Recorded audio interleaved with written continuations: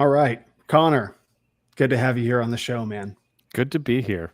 All right, very exciting. I can see that we are rolling live on YouTube. Say hello to the world. Hello, world, and all who Hello. inhabit it. This is going out live. It's like the presidential debates tomorrow night. The whole world is going to see it. It's going to be awesome. Probably. Oh yeah. It'll probably be just as coherent. It will probably. Yes, it will be just as coherent as tomorrow night. Probably slightly more coherent. One of us will be more coherent than the other, I'm sure. We can hope. One can hope. Well, so like, I would really like to just kind of like goof around for a couple hours and just talk about current events. But actually, but I don't want to do that. As much as I would like to do that, I actually want to spend some time like interviewing you because you know, you've been obviously you've had me on a number of times, like countless times. And even I sometimes make guest appearances even from the chat. But I think in the shows that you run, like you're very focused on your guests. It's one of the best things about your show. But I would like this to be focused on you, and then we can talk about some current events and just and kick the soccer ball around for a little bit. Sounds great. Okay, awesome. So how did you start Forge Anvil? Like what was the inspiration behind it? What was the life circumstance, and what sort of led you to kick that off? And when did you start it? Yeah. Well, the short answer to that is basically I was politically awakened as a result of COVID. I grew up in a very conservative household. And sorry, you might hear children yelling in the background. That's an added bonus when you book me on your show. That's really cool. But I was politically awakened as a result of COVID. And honestly, I grew up in a conservative household, but for myself, I kind of ignored politics altogether until suddenly I was told that I had to stay in my home. And I was in Arizona, and I know you're familiar with Arizona. And 2020 was especially crazy for Arizonans because we're a swing state. Mm-hmm. And so, it was a crazy year. I was told I couldn't leave the house unless I had papers, and just crazy stuff that, I, again, always kind of had a base level of conservatism that I grew up with.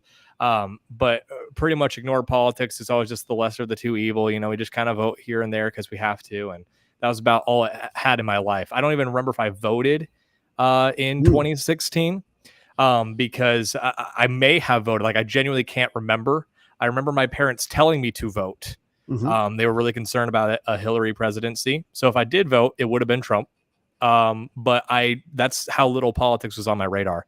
Wow. And then as a result of 2020, I was working from home, and I have a job that has allowed me to consume content while working, and I'm still able to do my job well while having podcasts in my ear. So that allowed me to consume more content than I think the average person. So even though I wasn't very politically aware, I think I vastly accelerated my own learning in that area. And nowadays I tend to be the most informed person in the room. And I don't say that braggadociously. It's kind of an unfortunate truth. I wish I wasn't sometimes. It's sometimes very lonely to feel that way.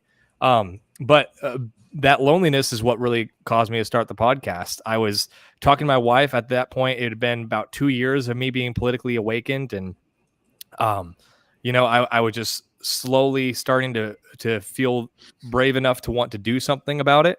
Because there was a lot of fear at first, honestly. There was a ton of fear. And that's the thing is I've learned how to try not be a coward in all this.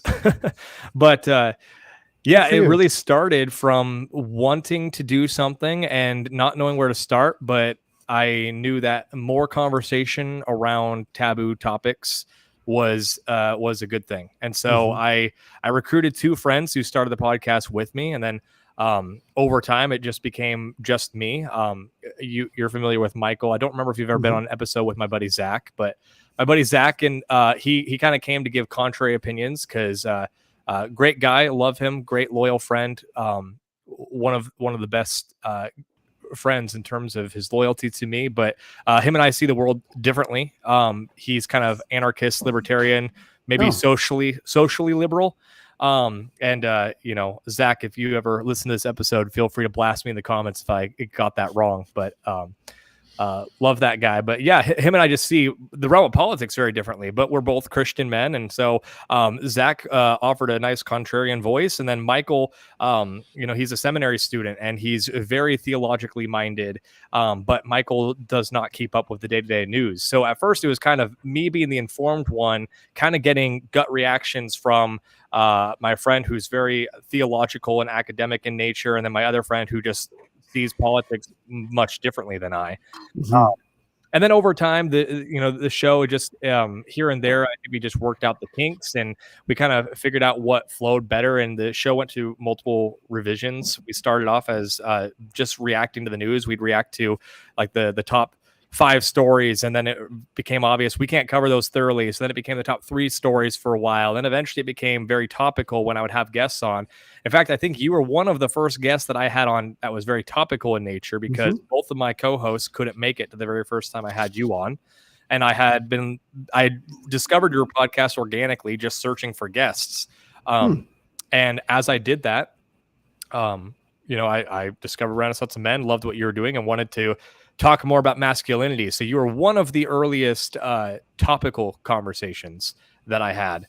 Because that is another thing I didn't mention is it would be the 3 of us, and then we'd usually have a 4th guest. So there'd be a 4th chair that was completely new to all of us. And so it's kind of more of I guess if I was to say the format I was going for, not necessarily the content, was kind of a Timcast sort of roundtable discussion about politics. And somewhere around the way, it just turned into me doing more and more topical conversations. It got to a point where the topical conversations were hard to do in a group format. So eventually it was just Michael and I, because we live closer and could coordinate a lot better than I could with Zach. And then over time, Michael is just very busy with his seminary degree. He is doing a very, very rigorous degree. And on top of that, he's a husband and he's a provider. And so he works on top of doing teaching assistants and then doing a super rigorous curriculum for his seminary. So Michael fairly recently, I think as of like February or so, decided that he needed to take a full hiatus.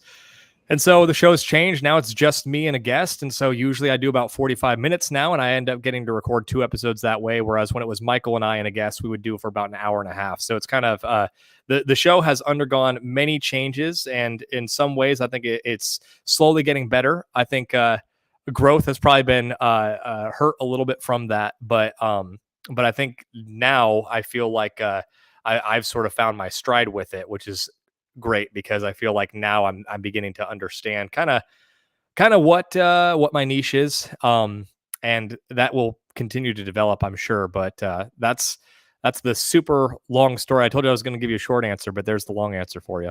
Neither of us give short answers. It's not allowed. It's basically expected. So okay, so that's really interesting that Ivan, I don't know. You said your friend's name was Zach. I don't know that I've been on a stream with him, but I remember him probably from some of the earlier episodes. I've definitely been on a stream with Michael, and that makes sense why you would have had Clint from Liberty Lock Pod on. Maybe is like maybe he was a recommendation from Zach. Actually, Clint, I found just because again I've been able to consume so much of the sort of independent media space because of my job that I honestly found Clint. Originally, I think I found him on Timcast because I don't want anyone to get the wrong impression. I listen to many different voices from many different spheres on sort of the online right. I will say right, and I would classify right in the Charles Haywood sense of anyone not on the left. So that includes libertarian, that includes classical liberals, that includes staunchly conservative individuals, and my views have been shaped by a lot of different people. But as a whole, I've got a few different shows that I kind of make sure to catch fairly frequently to get an idea of sort of the heartbeat of the different groups that we interact with in online commentary. And so that's where like Timcast is one of those that I like a lot of what they're doing, but I can tell you politically I'm a lot different than Tim. But he has staunch Catholic conservatives on. He's got libertarian guys like Clint. And so that's how I first heard about Clint and got him on the show as a result of that. But Yeah, I know you got to be on that. In fact, when I was counting how many times you appeared on my show, I think there was 1 or 2 that I forgot to count because you were like a last minute, hey, help me interview this guy. That's and right. I think I forgot to count the episode you and I did with William Wolf, for example. And so Oh, whatever number I put on that post where I said how you were my most returned guest, not including Zach or Michael, I was still wrong, and you've appeared more times than that. So there we go. You've just been on every episode apparently at this point. I just have a tendency to, I'm like Kramer. I just kind of like show up in the door. 100%. That William Wolf episode actually is really funny because I didn't really know who he was. I mean, I was familiar. We were mutuals on Twitter, but politics is definitely not my specialty. And I think it was really, I mean, I one of those moments where I just like should have kept my mouth shut. Like, it's not the end of the world. It was just, I walked away from that feeling like there are probably a couple times where I shouldn't have said anything just for myself. But I don't, maybe William has forgotten those by now. It's just like when you're in the room with an expert, like, when you said something that was dumb, not necessarily even in contradiction to him, but it was just like, I said it as like, that was really dumb. And he thinks that was really dumb. And I wanted to have my podcast. So I'm not going to reach out to him for a while. Hopefully he'll forget, he'll forget all about me. I'll talk to him about that, because I've gotten to know William a decent amount. I got to meet him for the first time in person at the SBC just a couple weeks ago. So I'll talk to him, and I'm sure he'll forgive your ignorance. But no, honestly, I thought you did a good job, because that's kind of the blessing of sort of the original format I had with Michael. Is Michael is a guy that that sort of instinctually is conservative, but he's not super political. Mm-hmm. And so in a way, I quite a few episodes where I had you last minute join me for an interview is because you kind of fulfilled that role in a way where you were someone that was coming at it from a Christian perspective. And I think you're a lot more engaged in cultural commentary than someone like Michael, who's pretty much offline outside of like personal stuff. But either way, you still fulfilled a similar role of kind of being able to give a voice to the individuals who are not paying attention or are not, constantly online like myself. So it's a valuable thing, I think. Well, that is one of the things that I like about your commentary, is that it's clear that you take in a lot of different perspectives from sources on the right. That's just what you do. And so you're very informed about a number of individuals and a number of conversations and topics and perspectives that I just don't like. I'm much more wired into theological kind of cultural conversations in a different sense, but the general political thing is just not my specialty, and nor do I don't engage with it. I don't find it of interest. Not that I don't think it's important. I just don't personally find it interesting. Right. But it's clear that that's something that is of a personal interest to you, and it's not just professional. It's just you synthesize a lot of information. And I've always been so impressed with the quality of guests that you're able to get. Like the number of people like, and I write you like, how did you get this person? Like, I just wrote him. Yeah.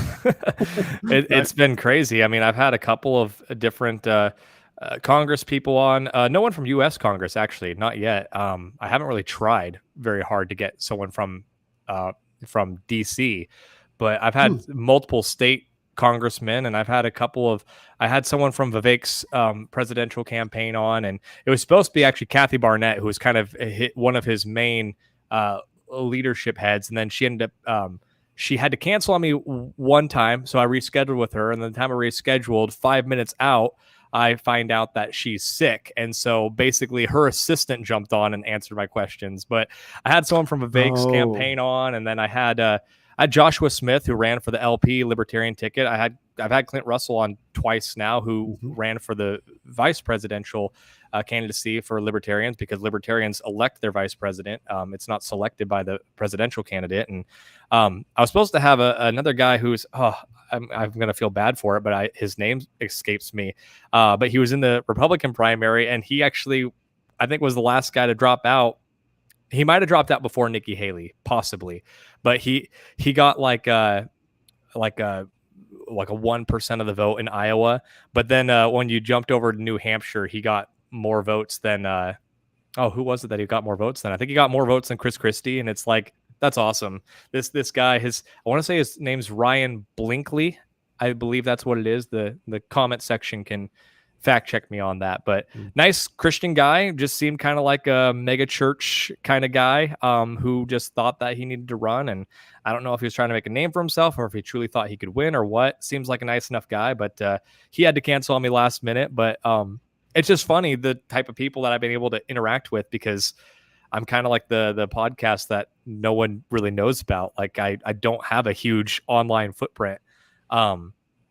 And that's always been funny to me. The the amount of sort of online giants that I've been able to interact with as such a small guy it's been fun, to say the least. So what sort of things have you learned during this process? Right. So I mean, you've gone from, basically just starting something, like, as you said, like sort of out of loneliness, like I just want to engage with the world in a way, to interviewing senators and, major league, like Clint alone. Clint has like 100,000 Twitter followers or something like that, huge footprints. And it's like the ability to go in a very short time from just a guy wanting to do a thing, to a guy, interviewing people that are really making the world move. What has that been like for you? Yeah, I mean, it's been really interesting. Craig D in the chat said Ryan Brinkley. I think it's Blinkley, like blinking your eyes. But could be wrong on that. Feel free to Google him. You'll probably find him. But yeah, it's been really interesting. I sort of just got to the point where I was just bolder with who I asked on the show. Because at first I had one of my local pastors on, and then I had a friend on who was into mental health. So he was kind of my, with that fourth guest that was kind of on rotation. And then I had, it was a fairly early guest that I got one of our state representatives on from Tennessee, because that's another thing. I moved to Tennessee as a result of the craziness of COVID.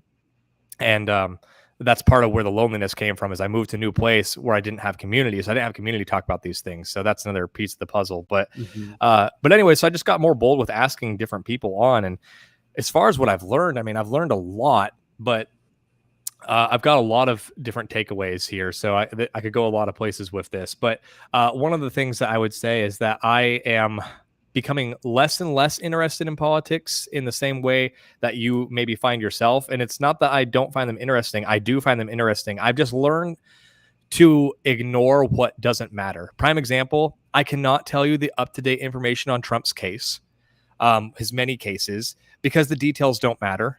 Right. What matters is that he is being persecuted by the law. I mean, even if you want to say that you could ding him on some of these things, these are tiny things that would be slap on the wrist, he pay a fine, it goes away overnight type of things that they're trying to put him in jail for decades over. So you don't need to be informed on all the details of Trump's case to be able to talk to the fact that it's a persecution. Now, if you're going to say that in conversation, you should maybe have enough facts to back up what you mean by that. But I stopped caring on a day-to-day basis about the sort of process details. I like process. I really love it when it comes to elections. I'm a nerd when it comes to things like the Electoral College and kind of knowing,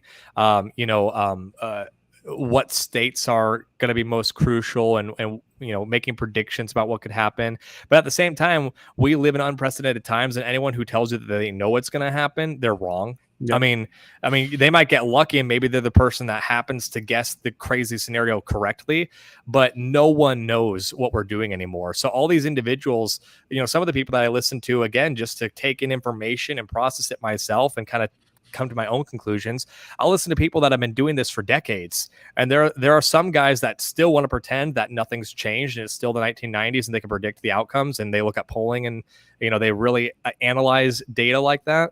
And then there are other guys who, again, have been doing it for decades. And they're just coming to the conclusion, like, I don't know what's going to happen. We've crossed too many Rubicons. It's just, if you know what's going to happen, if you say you know what's going to happen, you're probably lying, or you really just don't understand what's going on. So I've learned to care less about that. In a way, I've become very black-pilled on national politics, but very white-pilled in so many other ways. And we can, of course, explore that if you want as well. But another lesson that I think I've learned that has been really important for me personally is it did not take long for me to realize I had an idea going into the podcast, but as I was in the podcast space much more, and I actually put my name out there and I actually started interacting with these people, is, as you know, there is a huge tendency to punch right and coddle left. Mm-hmm. And I made a point to do the opposite. I coddle right and punch left. And as I've done that, I have allowed myself to listen to arguments from people that even individuals on the right don't want you to listen to. Yep. And I'll actually give them a fair hearing. And when I give them a fair hearing, it's very rare that I walk away saying, oh yeah, that person truly is crazy. There are some of those, but it's very few. Most of these individuals that are on terms can be fickle, but if we're going to use terms, kind of the dissident right, so many of these individuals on the dissident right truly have facts and history, and oftentimes proper theology to back up their opinions.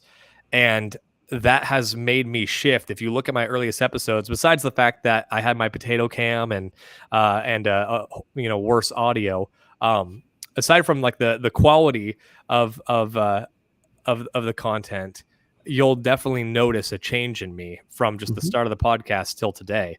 I've become a lot more conservative, and I always thought I was going into it, but a lot of things change. I think Elon Musk buying Twitter helped a lot of those voices be able to come back, and that shifted the Overton window that allowed me to gain access to people I hadn't heard of. And I mean, just to give like an example of someone that your audience would probably know, because I know you've interviewed him, is like Andrew Isker. Andrew Isker is a guy that I told him on my show, the first episode, and you guys can go back and watch it. I told him, I was like, Andrew, you're considered controversial, and there are people that would not want me to talk to you, but they can go kick rocks. I'm going to talk to you anyways, because you understand the threat of trash world, as he eloquently puts it. It's like, I'm just so tired of individuals being concerned about, I mean, this is the thing in theology. I get so fed up with individuals wanting to argue about the 5 points of Calvinism. Well, it's like we have a regime that's occupying our country that wants to take children away from you if you don't affirm their gender. Like, know the times, guys. The orcs are in the Hornburg, and the elves and the men and the dwarves need to set aside their differences and take care of business.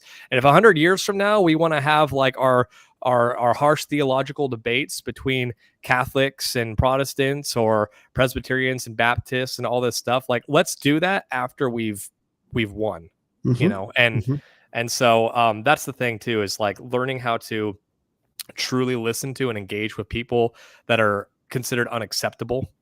That's important. Obviously, you got to be guarded with that. There are people that I've seen along the way that did not convince me of their arguments. They just convinced me, like, yeah, this person probably is truly a bad faith actor. But there are so many that are good faith actors that it's like, you guys just were shunned because, you guys were considered too extreme. You guys were considered impolite, or it was tone policing, or whatever the case. And that's just been incredible to see. And yeah, it's just changed. You'll see a change if you ever binge watch my episodes. Oh yeah, no, I've seen a change in you just in the past 6 months. That's the thing that really stuck out to me, is it feels like that you kind of hit your stride. Maybe in the past like 3 to 4 months, there was like a definite shift. Like, oh, okay, like Connor has his hands on the wheel. He knows where he's going. He knows he has an idea of how he wants to drive this now. And so that became very apparent to me. So I'm grateful that you've stuck with it, enough to get that, because it's a mark of progress. It's a rite of passage to be like, okay, I didn't know what I was doing when I started out, and I did it. And then I found out what I was doing as I went. And that process, of course, continues. So what was one person who surprised you in terms with the quality of their arguments? And then another person who was like, you're probably a bad faith actor. I mean, I don't know if you want to name names or if you want to go into that, but like, if you don't want to, that's completely fine, because they're your guests. But I'm just maybe we'll go with this one person who kind of surprised you as being someone who was more convincing than you expected. And then you can totally call out the bad faith actor. Yeah, that's a good question. As far as bad faith actors, I wouldn't say I've had many on my show that were bad faith actors. I've had a few individuals that came on that I was expecting to get different answers out of here and there. I've had individuals on, kind of expecting one thing and got something completely different. And sometimes to where I felt like the quality of the episode took a hit. And so I won't name names for that reason, but Okay. just because I want to be respectful of these people, because they did me a favor in coming on. I don't pay anyone anything. They do me a favor by showing up on my show, and I'm a fairly small show when it comes to viewership.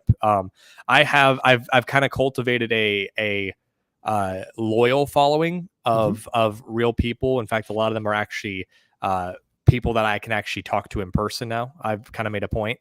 There we go. Will, you're one of them. But as a whole, I still don't have this large following.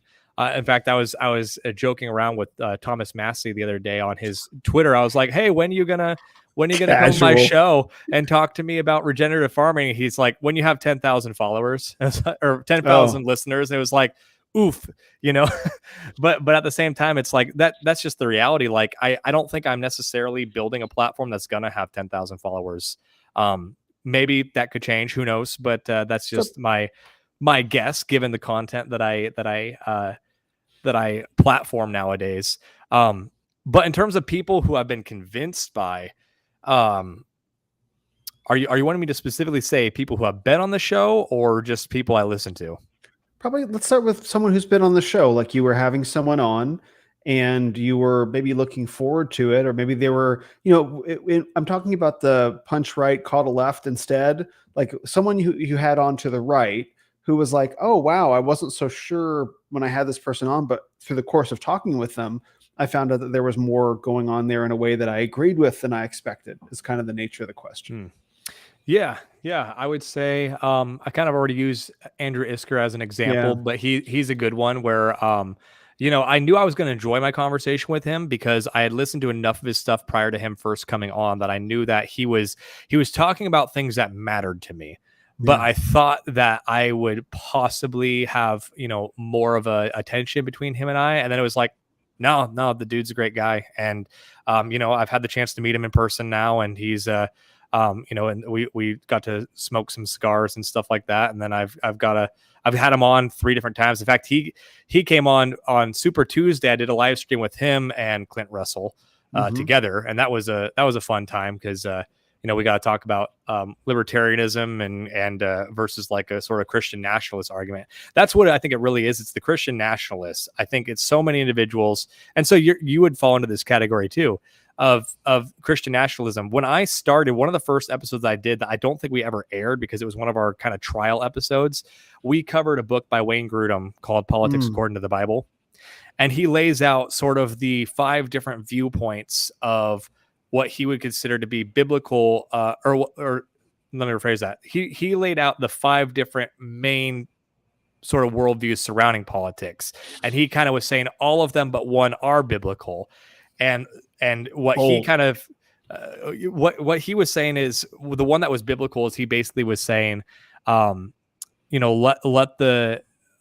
Christianity be allowed to be preached in the public square, but don't mandate it. Don't try to do any form of a Christian state.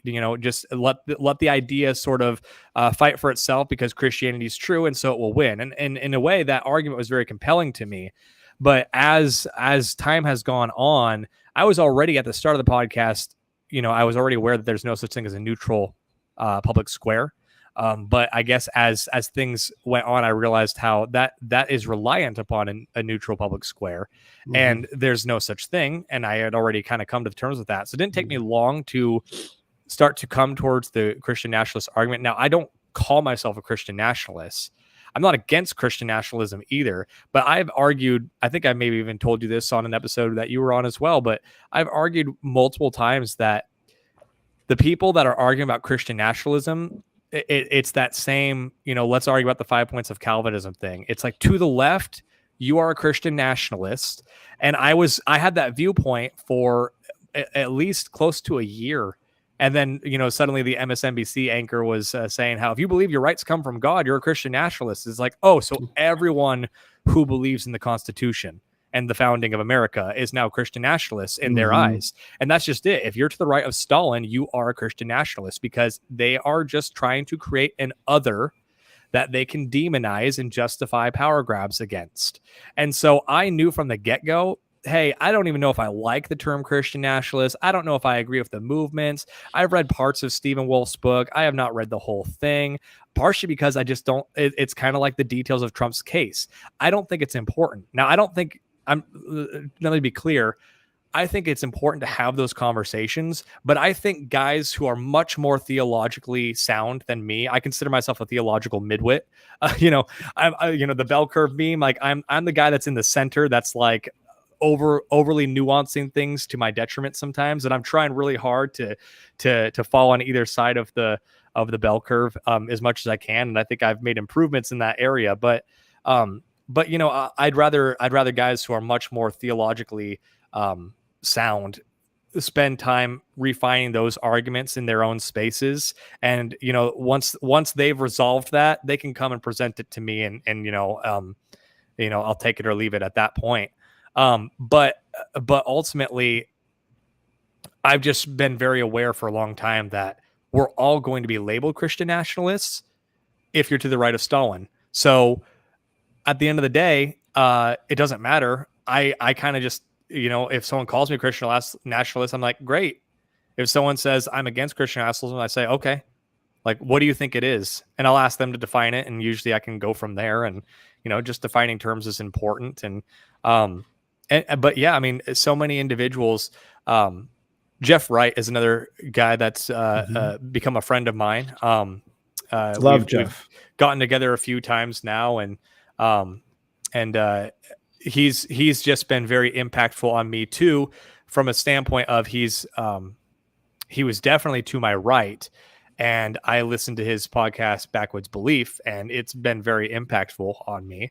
And so I've gotten to talk to him a lot in person now, and that's helped as well. So he's just one of those people that when I first heard him, I was a little bit uncomfortable with how to the right of me he was. But again, I made a point to say, let me listen to him, hear him out.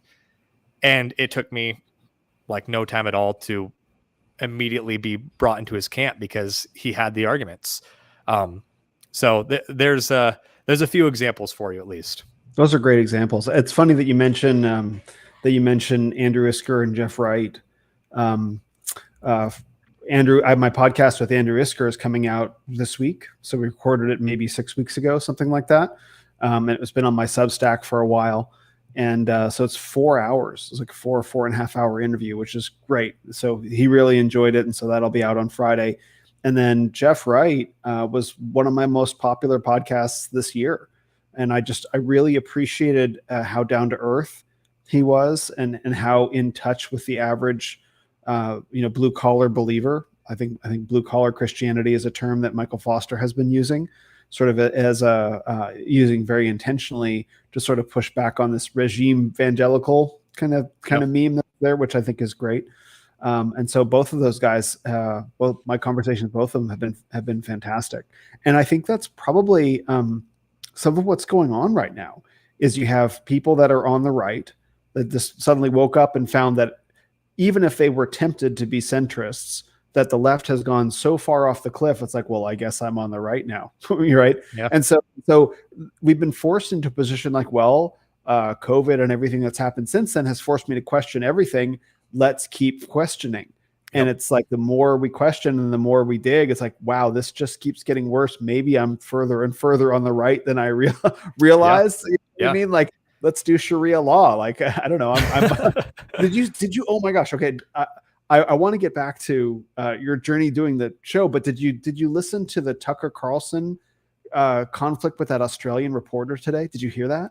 I did not, actually. I've been fairly offline today in particular, but okay. I just know the stupid Supreme Court decision, but that's about all I was aware of. What do they do now? Oh, the Supreme Court basically just said that there was a case brought to them. And again, I haven't been super online, so the details are a little fuzzy, but basically someone brought a case to them about the government's role in pressuring social media companies to censor. And a 6-3 decision said that they didn't have standing. So basically the Supreme Court just said, like, these companies can pressure, these companies can be pressured by the government to enact censorship. So, I mean, it's an absolutely stupid decision. Just to give you an idea, Steve Deace is a guy that I listen to a lot. Steve Deace He's been was on your show saying, too a bunch of times. Steve Deace has not actually. He's I've had not, his okay. co-host on a couple times, Todd Erzin, his Catholic co-host, and then I've had his daughter on. She was actually one of the most. I think she was my second most frequented guest. She hasn't been on in a while because she's starting her family, and congrats to her. And I reached out to her fairly recently, and she's pretty much like, I'm not able to in this season, and I don't blame her one bit. I know what that's like, transitioning into parenthood. It's huge, and she's doing the right thing. But I listen to Steve's show quite a bit because Steve is one of the few people that has a daily show that is that covers the news, actually covers and reacts to the news, not just topical. That is very biblically sound and understands the times that we're living in. I probably have some disagreements with him from a political take, and a lot of that's just our age difference. He's like 51, I think. He said it on the show a few times. So, so he's old enough to where he could have been my dad. Maybe he'd be a young dad, but he could have been my dad. Sure. And so I think our main disagreements come from just different perspectives. But for the most part, him and I are usually on the same page. And he was saying that Supreme Court decision, he was saying he thinks that he would rather have lost the Dobbs decision. And a lot of that was just because of how much we have lost ground since Dobbs. And and again, this is where it's kind of like, okay, we could debate that, because his point was more of, since Roe v. Wade was struck down, there's been so many states like Ohio that enshrined abortion into their state constitution. And so in states like that have done that, abortion's gone up, not down.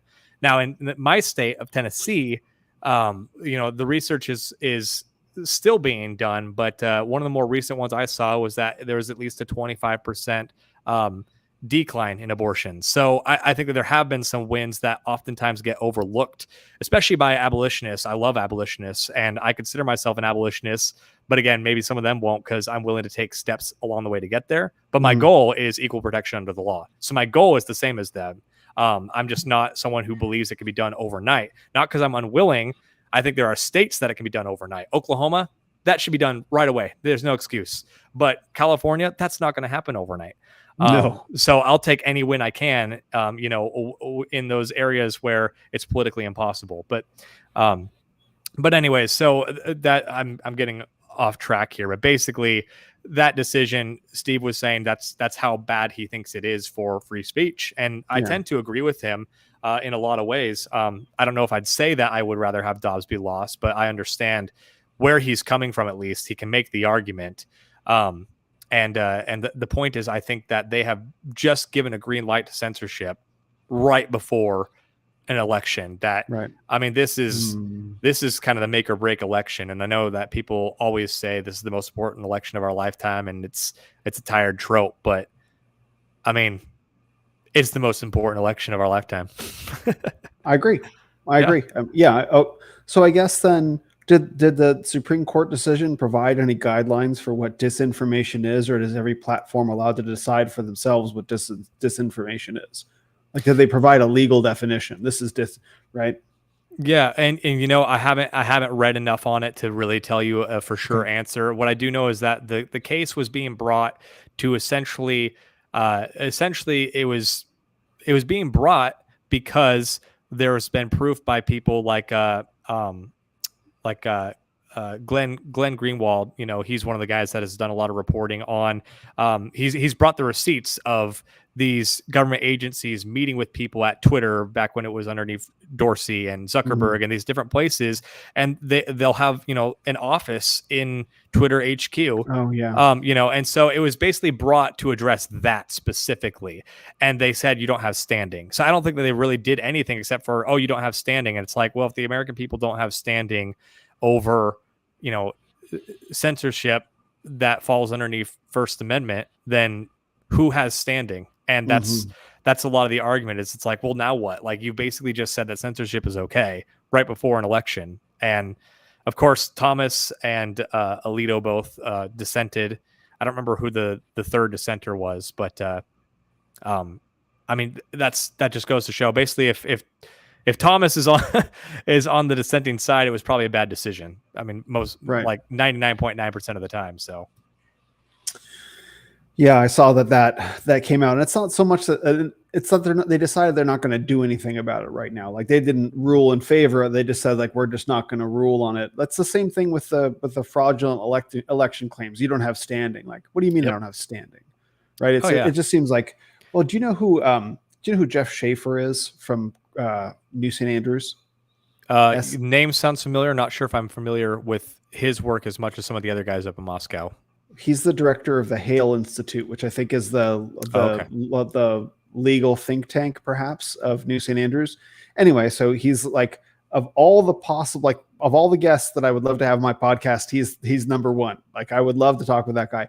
He's absolutely brilliant, and he talks about lawfare quite a lot, about how American culture is being reshaped by modifications in the law. And so a great example of that is he recorded a 40-minute sort of episode with Cross Politic, and it was just a monologue. Like he just recorded it and they rebroadcast it, talking about the idea of it was when Jordan Peterson first went on the Daily Wire, and the first thing that he did was the interview with Dave Rubin, talking about their like eugenics babies, like freezers full of breast milk and all that stuff, and so he was talking about it from a legal perspective of the significance of these things legally. Like when you enshrine in the law these various aspects of what adoption is, or what, or of what marriage is, that has cultural effects that percolate downstream. And that's the point, is that most people can't think in legal terms. And so when you make these changes in the law, that will reshape American culture, judicially, and that plays into bureaucracy and all this stuff. And so he's very sharp on these issues. And so I can see how by saying that the American public doesn't have standing in the fraudulent election, the public doesn't have standing in these censorship claims. I mean, it's all out warfare. Yep. And I think you're also very right that this is the most important election of our lifetimes, because we might not get another one. I know people said that in 2020, right? I might have been one of them, but I mean, I don't know. Maybe they'll keep up the charade for a while, but I don't know that we can. Yeah. I think that's very likely. I think that the charade will be there because, I mean, you have to have a release valve for the masses, and I think that will be it. I mean, there's elections in China. I mean, and of course the CCP get 99% of the vote because everyone's so thrilled and in love with their leadership, and obviously to some degree that's true because you have generations die out and they genuinely don't know different. But yeah, I mean it's still ridiculous to think that we can't have charade elections. I don't think we're there yet. I think that we're real close to being there. I think that Trump is a once in a millennia kind of figure, for better or worse, whether you love the guy, hate him, whatever you think of him.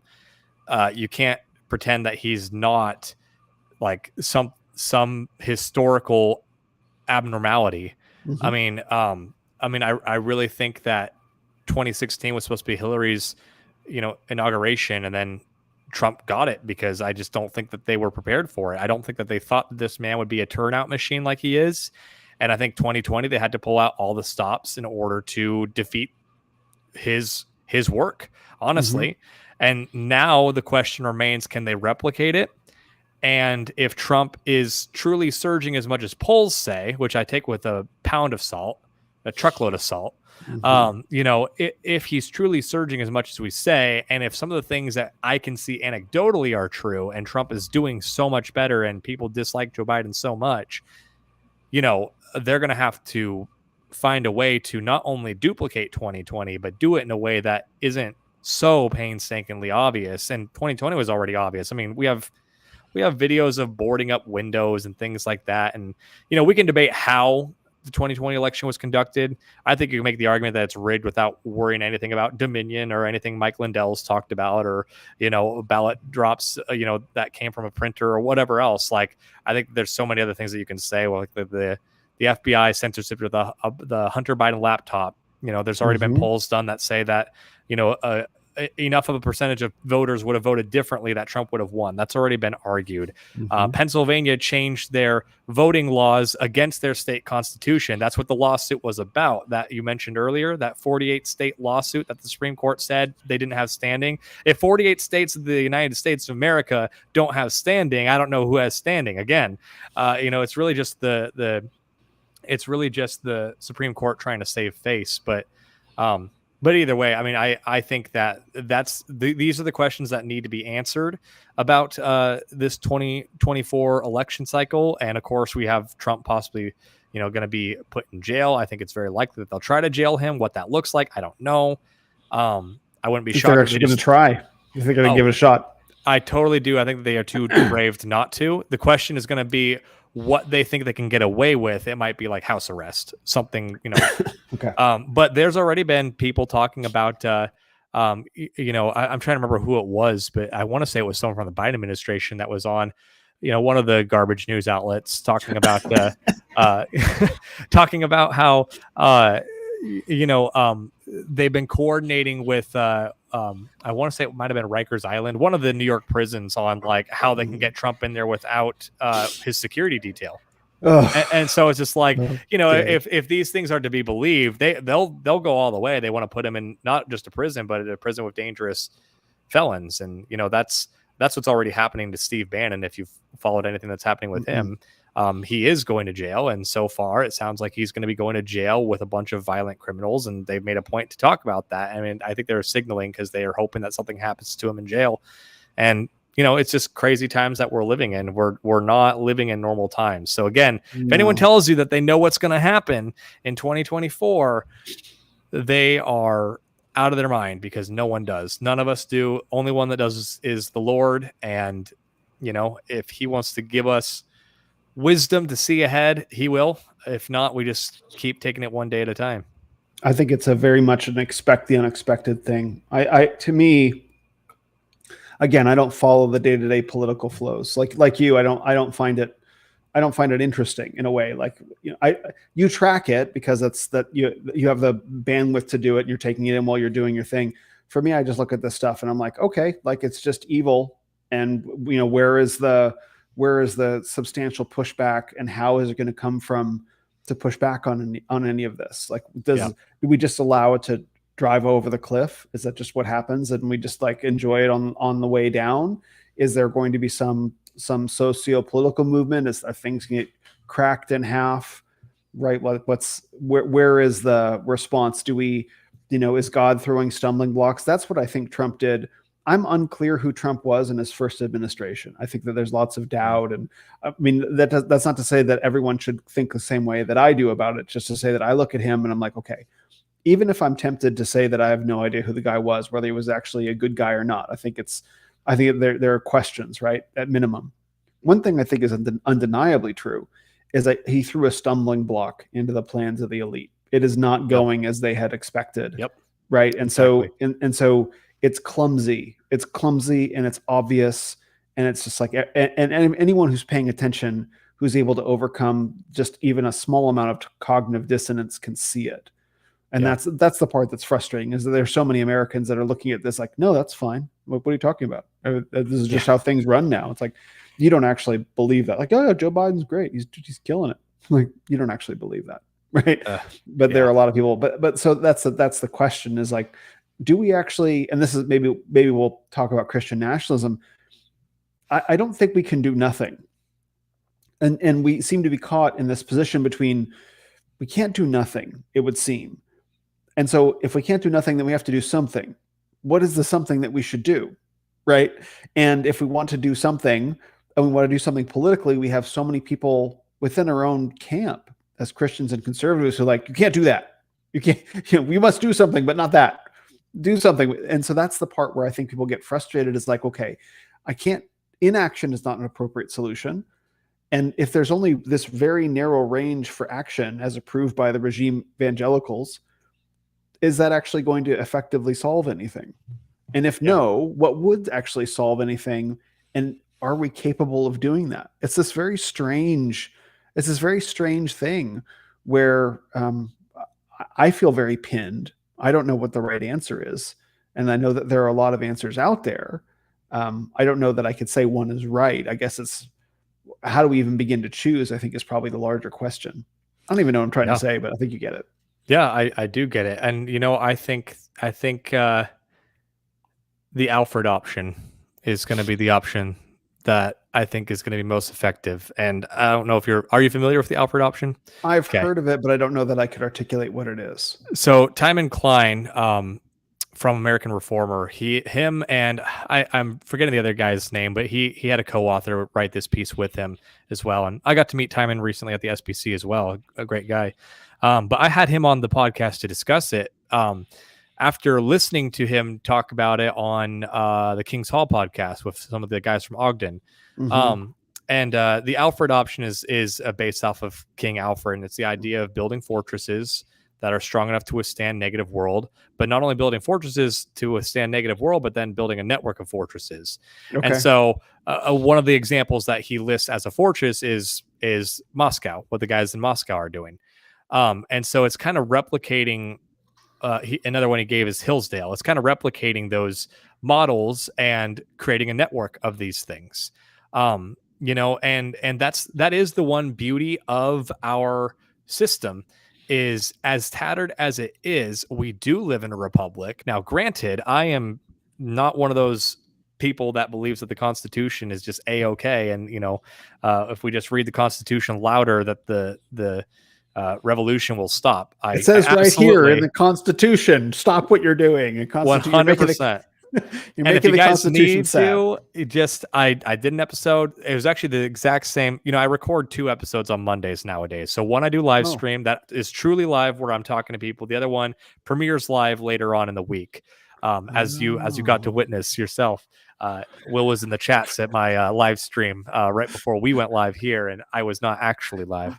Why is he not responding to my trolling? I'm trying really hard. Pay attention to me, damn it.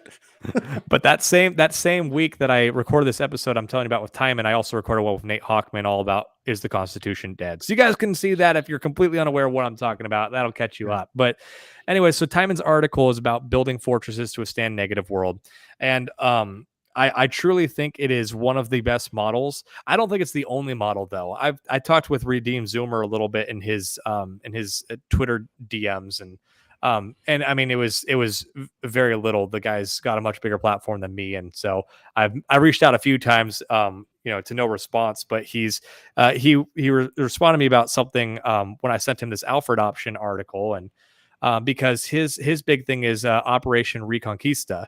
Yeah. And for those who are not following it, he's basically trying to retake liberal mainstream Protestant churches, because so many of these mainline denominations, not mainstream, mainline, they are completely dying out, because basically they turned super liberal, and then once they turned super liberal and forsook biblical accuracy, a bunch of people left. And so now they're a shallow husk of their former selves. And so there'll be these great, big, beautiful churches in a downtown area with only a couple dozen people attending. And so his big thing is like, let's get some conservative minded individuals to attend those churches, be super willing to volunteer at all their things, be super, integral to their day-to-day operations, and then get a voice in the church and basically turn that church around towards conservative principles.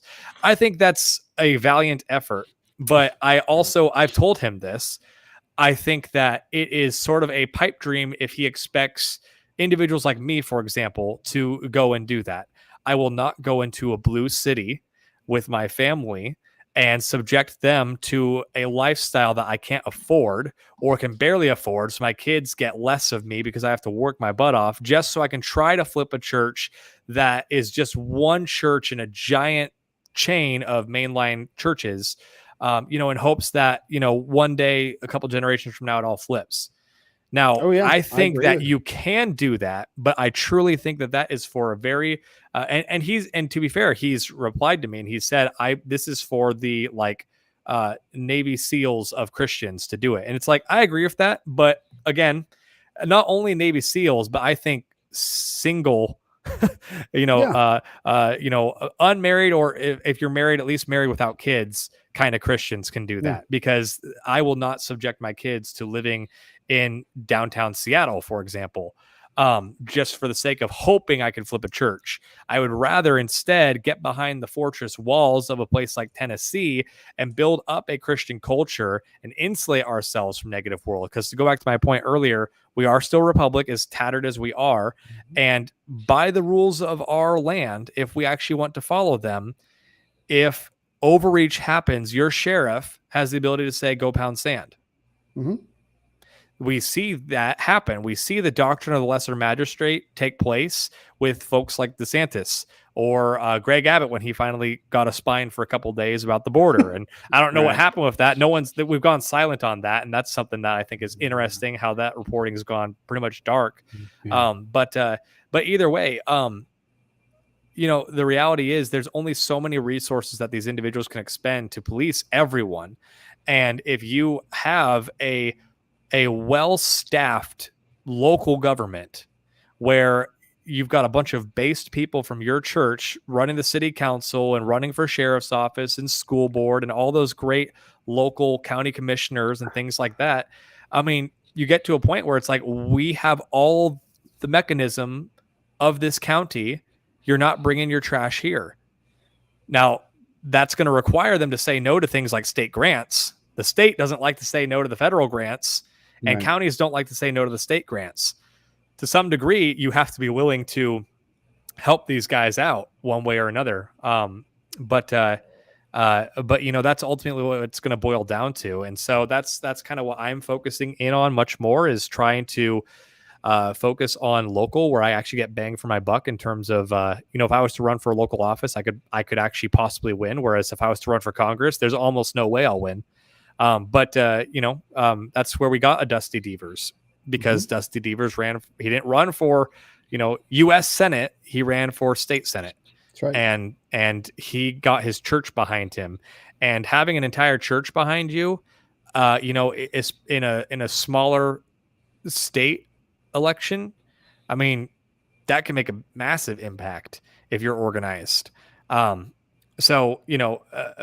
point is just that is truly what I think is going to be the option that wins the day, is going to be setting up these fortresses, because as Doug Wilson has said before, what can't continue won't. And the trajectory that our country is on, it can't continue.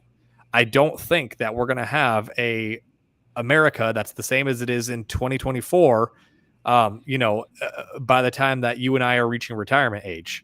What it will be, I don't know. Will it be called America still? Maybe. Will it be, broken up into pieces? Will we have national wars? Who knows? All I know is that for me and my house, I'm going to do my best to insulate us so that when the time comes, I'm not talking about beans, bullets, and bunkers. I'm talking about a community of strong, like-minded Christians who are doing things like building our own schools, building our own media, building our own businesses, that we're also cancel-proof, so that when someone loses their job for standing up to a local public school that wants them to teach a bunch of smut in their classrooms, that teacher that's fired for actually standing on principle gets to go and be hired at this private Christian school or this private Christian business. And that's really what we have to do. And we have to be thinking about how we can insulate ourselves from this tyrannical overreach. And we need a lot of people to do it. We need a lot of those fortresses, because if there's just one or two, they can target us and take us out. But if there's a bunch of us, they can only do so much. Look at the Amish. The Amish never caved on their principles. And the Amish are pretty much left entirely alone. The Amish don't pay taxes. People forget that. The Amish don't pay taxes. Now, if a bunch of Baptist churches publicly declare they're not going to pay taxes, will those church members possibly get a knock on the door from the IRS? Sure. And I'm not saying don't pay taxes. I'm not trying to advocate for that. My point is more to use the Amish as an example. They stood on principle long ago, and they're kind of ignored and forgotten by the federal government. That's kind of what I'm advocating for. Just at some point you say, yeah, this is where we're drawing the line, and anything past this is a no-go, and we're telling you in advance so that the moment you try to go past it, you know that we're already saying no. Sometimes saying no in advance helps. But then actually standing when the time comes, and it's going to take a lot of people to do that. But it is a manageable enough project that I think that it could work. So this makes me think of I was at the Ogden conference a couple weeks ago, and they had it's building Christian boroughs was the name of their, and I guess that's the Alfred option, is to build Christian boroughs. Okay, got and it. Timon actually said that he heard their title of their conference right before he wrote the Alfred option, and so he kind of was like, yeah, that's what I wanted to talk about. And he based a lot of it off of Aaron Renn's Negative World book, because he kind of wanted it to be like, okay, now that Aaron's given us this great book, Aaron gave us a lot of diagnosis, not a lot of prescription, so let's do a little bit more prescribing in this article. And so it's a great article. I highly recommend all of you reading it. It's on American Reformer.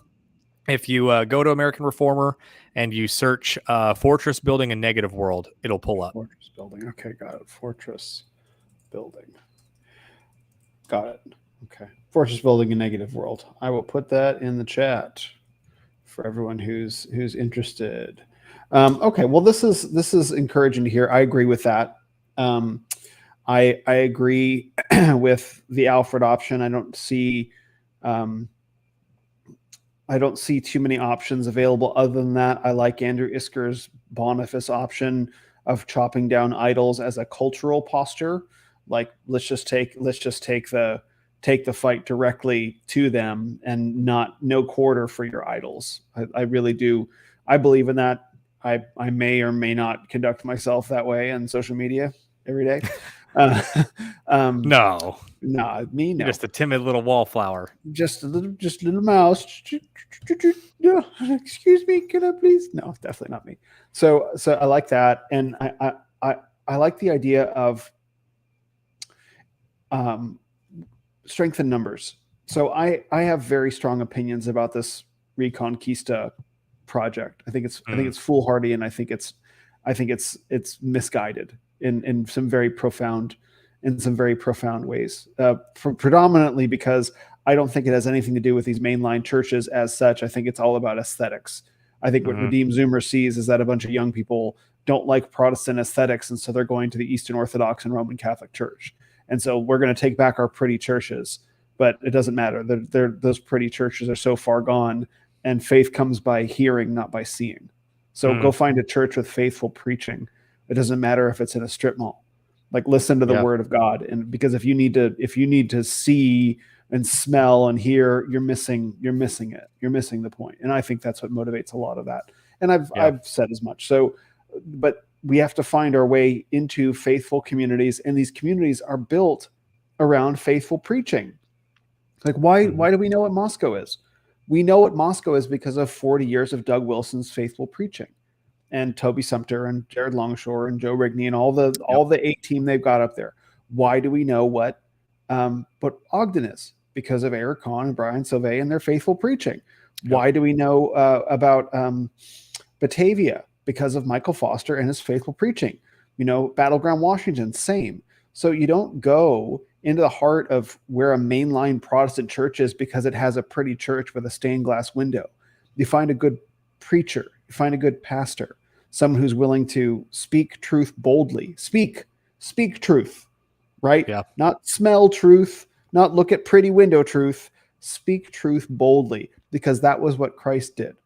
That was his whole ministry. His whole ministry was saying the right thing to the right people at the right time, right? Obviously, like up until his crucifixion, and even then, and then when he came back, it was speaking. And so we have to find our way to faithful pastors, faithful churches, which might not even exist except for as islands now, and cluster around a church that has a faithful male pastor preaching the word of God faithfully and giving everyone around him the courage to do the same in their homes and in their businesses. And that's the only way that we get anywhere. And I like what Joel Webben said at the Ogden, at the conference, the new Christendom conference. He was talking about fight by flight. Have you had him on your? Have you had him? I have not yet, but I listen to Joel a lot. Actually, he's one of those thinkers that that I didn't list earlier because he wasn't a guest, but he's one of those thinkers that when I first listened to him, I was also like, oh, he's a little too far to my right. And then I just kept listening and it was like, yep, okay, he's won me over. All right, moving on. And now I listen to his podcast all the time as well because he puts out great work. That's so okay. So I want to finish a thought, and that's so interesting because it just the being too far to your right just clicked because of we've talked in the past, you and I privately, about some of your background, but just to finish the thought. So Joel Webbin talked at the New Christendom Conference about how in 2020, California went for Biden 12 million to 6 million. There were 6 million Trump voters, right? So it was like 60% of the vote. So, but Trump lost nationwide by like less than 60,000 votes. So Joel Webbin was saying, get up and leave. If you're a Trump voter in California, get up and leave and go somewhere else. Now let's just assume that the election was legitimate, and that, if he had gotten closer, they wouldn't have, added more votes into there. Let's just say that it was actually 40,000 or something like that. I told him, I said, I thought that was a very compelling point, that if you're living in a blue state, the differences are so razor thin in these contested states that fight by flight, finding a faithful pastor and a faithful church to go be a part of can make a huge difference, like evacuate California. So I like that. But I want to go back to your own personal journey, because I remember you've told me some things about your background, and band and music and a worship team. And so now that clicked in with what you were saying about these people were too far to your right, basically because the set of political programming that you had starting in 2020, that's the journey. I get it now. That's the journey that you've been on. Because for me, like someone on my right, like I've been listening to really hard right stuff, just kind of casually, environmentally for many years. Even before I became a Christian, I would trying to see if there was something that I could connect with. So when I became a Christian, it wasn't difficult for me to engage with that. I'll give you a good example. There's a content creator by the name of Asha Logos on YouTube, and Asha Logos makes really incredible, anonymous creator. I don't know who he is. I don't know that people do. He makes really incredible documentaries with just a voiceover. And like, he doesn't make his political leanings overt, right? Like it's not obvious, but if you listen, you can pick up on it. And so I would just kind of listen to his stuff. I would agree or not agree. But so for me, the journey to my right was like, oh, I've already been listening to these voices. Let me give them a deeper hearing through a Christian lens. But for you, the exposure to these voices has been new, right? Like it's the first time you've been exposed to these things, which I think is really cool. Yeah. Yeah. And that's actually something that I've observed before about yours and my relationship, is that I think in a way we've had really different journeys that you're kind of like the flip side of the coin, where you're someone who came into the church late in life, and as a result you have this whole different perspective that I cannot imagine, whereas me, I grew up in the church all my life, but at the same time I grew up in a church, and I want to be careful how I speak about my church, because I have so many fond memories, and my church served me well for the time.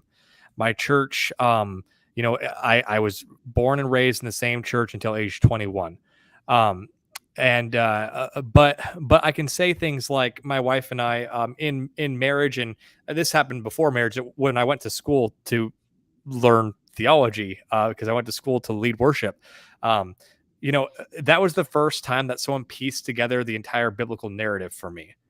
And as someone who grew up in a church, that's ridiculous. Oh, wow. Now, part of it could just be that maybe some people did a decent job presenting it here and there, that it just didn't click for me because I was too young or wasn't paying attention, whatever the case may be. I'm willing to accept that could be. But I do remember growing up viewing church, Sunday school and things like that as being very like individual stories, like the story of Abraham and Isaac, the story of Adam and Eve, the story of Noah and the flood, with no connection between them beyond like this happened, then this happened, and this happened. But they were just stories. And so it was always taking away, like, okay, in the instance of of Noah's flood, God provided. Okay, in the instance of Adam and Eve, they disobeyed God. That was wrong. They shouldn't do that. And they let sin into the world. In the instance of Abraham and Isaac, Abraham was willing to obey God even though it was hard. but there was no understanding of like, no, Abraham and Isaac, that's just another example of Isaac, the beautiful symbolism of Isaac carrying the wood on his back up the hill to go and be sacrificed for sin. There was none of that. There was none of, because of Adam and Eve sinned, this fall happened, and eventually God would have to correct it again with Noah, and then through Noah's sons, Abraham comes to the state of, or the nation of Israel, and then through the nation of Israel. I mean, Vodi Bakum, he really helped me to. I mean, this wasn't my first time hearing it, but at this point, when I've pieced all this stuff together, I heard Vodi Bakum give an amazing sermon that any of you can listen to on the story of Joseph. If you've ever heard Vodi preach on the story of Joseph, it's beautiful. The super short, I'm going to paraphrase it and not give it the justice it's due, is that Joseph was not sent to Egypt to be faithful to show God's faithfulness. You can take that away. You could take away the fact that Joseph was faithful and God blessed him. But Joseph was sent there specifically so that he could save Egypt, so that Egypt can in turn save Israel's family, one of which being Judah, who preserves the messianic line. From the tribe of Judah would eventually come David, and eventually come Jesus, our Messiah. Mm-hmm. And if Joseph had not been sold into slavery, Judah would have starved in the years of famine. Mm-hmm. And so it's just, again, connecting the dots of like, no, all these stories are telling a narrative that all crescendos at the birth, death, and resurrection of Christ. And so, like, to me, to kind of go back to what I was originally getting at, like, I think our stories are so interesting because you come from such a different perspective that I love picking your brain, because it's like, I can't imagine your journey. But then my own journey, it's like, I grew up in a church, yet there's these things that are kind of like basic that were just missed because of, everything from, just having unequipped, Sunday school teachers to not having proper curriculum, whatever you want to blame it on.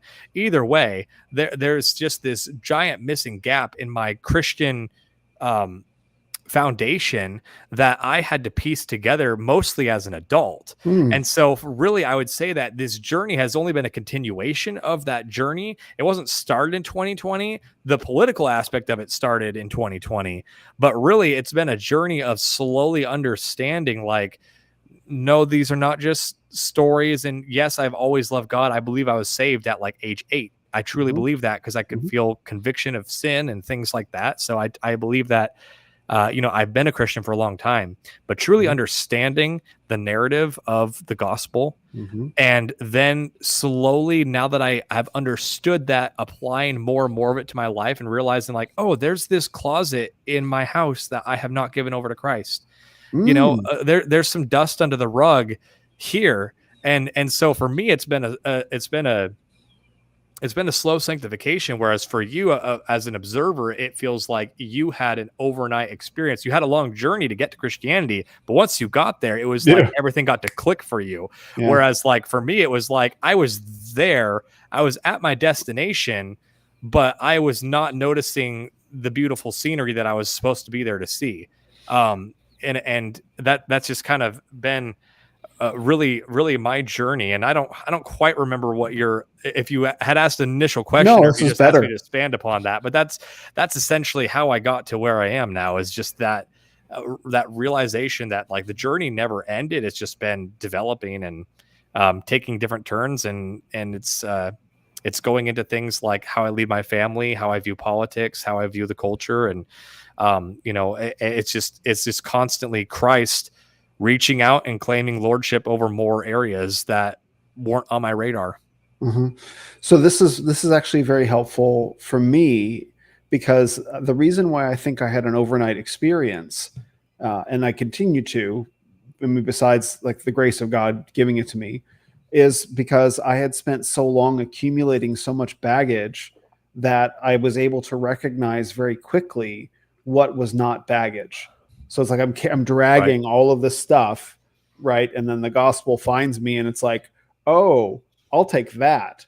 And I have all the stuff that's linked together in a bag, and it's just a process of finding all the various things that stuff that I forgot about, and I just burn it, light it on fire, repent from it, etc. Okay, one of the things, and this is very helpful for me. One of the things that you just helped me understand is I run into, in evangelicalism, people who I think they're probably believers. I don't know. I'm going to give them the benefit of the doubt, but they're very attached to things like yoga, right? Mm-hmm. And they go to the mat hard for yoga, or other kind of like soft new age practices, or like heavy metal. Like I have a thing going on Instagram right now where someone posted this video of, like, is it Brian Welch, that guy with the long dreadlocks, he's like a guitarist or something like that. Anyway, is that the guy from Korn? No, he looks like he could be in Korn. Anyway, so this guy, what head was, I think, what his project was named or something like that. He was a guy from Korn that like came to know Christ later in life. Or okay. Well, I don't remember. I've heard the name Brian Welch, so I feel like I'm just trying to place it, but that makes a lot of sense. So there was an account. I won't name the account. We'll see what happens. Where they're like, what would you do if you walked into a church and you saw this? And it was a Brian Welch video, and it's like heavy metal, like kneel at the feet of the Lamb. And there's like all this dark graphics, and they're all wearing black and stuff. And I was like, I just commented, I'm like, hard pass. Right. And then someone jumped in like, why, bro? And I'm like, well, because I don't know, if you turn off the sound, it's very clearly worldly. If you just turn off the music, right, you look at it like this is worldly. But people, and so it's the same argument that people have with yoga, like, oh, I can baptize it, it's Christian. It's like, well, I encounter that. I'm not saying that you have that attitude, but I encounter that attitude a lot from people who grew up in the faith, that they have gotten attached to worldly things and they want to hold on to them. And then you get a guy like me, or some of my friends who've come into the faith, and they're like, no, that's really bad. Like, you really need to let that go. But I like it. Like, doesn't matter if you like it. It's radioactive waste. So this is very interesting because it helps me understand some of the mindset, because it helps me see that, like, yeah, there are people that are they grow up in the faith and they're not, maybe you would phrase it, not discipled well, or maybe you would say like just questions you never thought to ask, or you trusted the people who were teaching you, perhaps not even wrongly. And so now you're sort of put in this position where you get to ask all these questions. So it's a blessing, but I imagine it's probably kind of uncomfortable too, in a way. Yeah. Well, it's really interesting that you bring that up, because I've thought about this before, because you and I had a conversation about, paganism and witchcraft, and we end up, a large chunk of that episode ended up being on yoga, kind of, unplanned. And I'm still slightly trying to figure out how to process it a little bit, because there's part of me that is trying to constantly do a heart check and seeing, like, is this me, not fully understanding the issue, or me, possibly being, too much of a reflexive moderate. But I think the thing that I'm reminded of is just that everyone's sanctification journey is different. And I think to some degree, because again, you had such a crazy journey, I think the moment you came to the faith, you were like, that stuff sounds just like the other stuff that I was messing with that I know was no good for me. Mm-hmm. Whereas, like, from a Christian perspective, it's kind of like this man is trying to, to sort of capture heavy metal, and do it for the glory of God. And then the question remains, can you do that? And if so, how? And so, like it boils down to conscience. Paul talks a lot about conscience, and I think he talks more about conscience than people realize. Yeah. And that's huge, because the reality is, like, there's some food that's sacrificed to idols, and you have to ask the question, does it have power over us? And that would be my question with yoga. Does yoga have power over a regenerative Christian? I would say no, but at the same time, I would also say a person who is doing yoga that knows what yoga symbolizes it's a lot more likely that they're going to feel convicted, and then it does become a conscience issue. And the moment it's a conscience issue, I think that you are sinning to go against your conscience. Mm-hmm. But I think that some random person that grew up in the church that's maybe just gone to a fairly, I wouldn't even say liberal, just moderate, average evangelical church, non-reformed, or whatever. I think that that individual is going to view yoga like, I'm just stretching. It's just exercise. Right. And then maybe they might learn that it's about these, it's very pagan in nature. And they might say, well, but I have the Holy Spirit in me and that's not going to affect me. And so to some degree, I think it becomes a conscience issue, and so I think we have to be careful not to say that a person is sinning for doing yoga. But at the same time, I think the moment you're feeling that conviction and you'll go against that conviction, I think that's when you're in dangerous territory. Like for me, once I learned what yoga is, like my wife used to do Christian yoga on a Christian campus. It was called Christian yoga. And they were actually trying to do things like they were spiritualizing it, trying to bring it to the Bible to spiritualize it. Mm-hmm. But at the end of the day, it's like, once my wife kind of learned what yoga's origins were, my wife's never done yoga. My wife, ever since then, she just does stretching, and she actually makes sure that it's stretching and not yoga, and it's kind of like, it's such a small change to implement that I think the visceral reaction is telling. But simultaneously, I think you and I have to be careful of the believer that maybe is not at that point in their journey where they're not feeling any necessarily conviction of yoga, because we have to be careful to sort of recognize that they might be at a different place in their journey of sanctification. It doesn't mean that they're not saved. This is kind of an unpopular opinion to some people in the online spaces, but I think that you can 100% be a regenerative Christian and be egalitarian. I think that you're reading scripture wrong. And I think that that's the start of the slippery slope where you might become a progressive Christian and end up going into some real legitimate heresies that will actually remove you from the fellowship of Christ. Mm-hmm. But I think that you can still be in Christ and be egalitarian. I just think, dangerous territory. Like you're on the edge. Like you're beginning to straddle the guardrail. And if you're not careful, you'll go over the edge. Because if you look at egalitarianism, every church denomination that has embraced egalitarianism always goes theologically liberal to a point of heresy. I mean, there's just no mainline denomination. Maybe there's some individual churches, and I've attended some of these, so I say that they can exist. There's individual churches that are maybe non-denominational, that are not part of a big, conglomerate of churches that are fairly egalitarian in nature but still biblically faithful. I just think that they're wrong on that point. But it's just a big thing to be wrong about, that you have to be very careful, because it's so easy to then fall off the cliff from that. Mm-hmm. So that's why, like, to me, I view egalitarianism as like a line drawn in the sand. Now that I'm a lot more informed on that area of theology, I view it as a giant line in the sand of like, I'm going to do everything I can to keep the SBC from going egalitarian, because we can get to that point and still be in the body of believers. But that's the start of the slippery slope, that the moment we embrace egalitarianism, it's so easy to embrace so many other things that are actually anti-gospel. Egalitarian is not anti-gospel, but it's the beginning of a terrible it's a beginning of a terrible way to read scripture that I think will lead to actually rejecting core tenets of the gospel. That's right. And my question is always like, I don't expect that many. By the way, we have someone in the chat who's kind of talking about all is one, objective morality, all this kind of. As much as I want to engage with this individual, it's really not. It's really not worth it, just because he's a de-occultist and talking about Christ consciousness and all is one.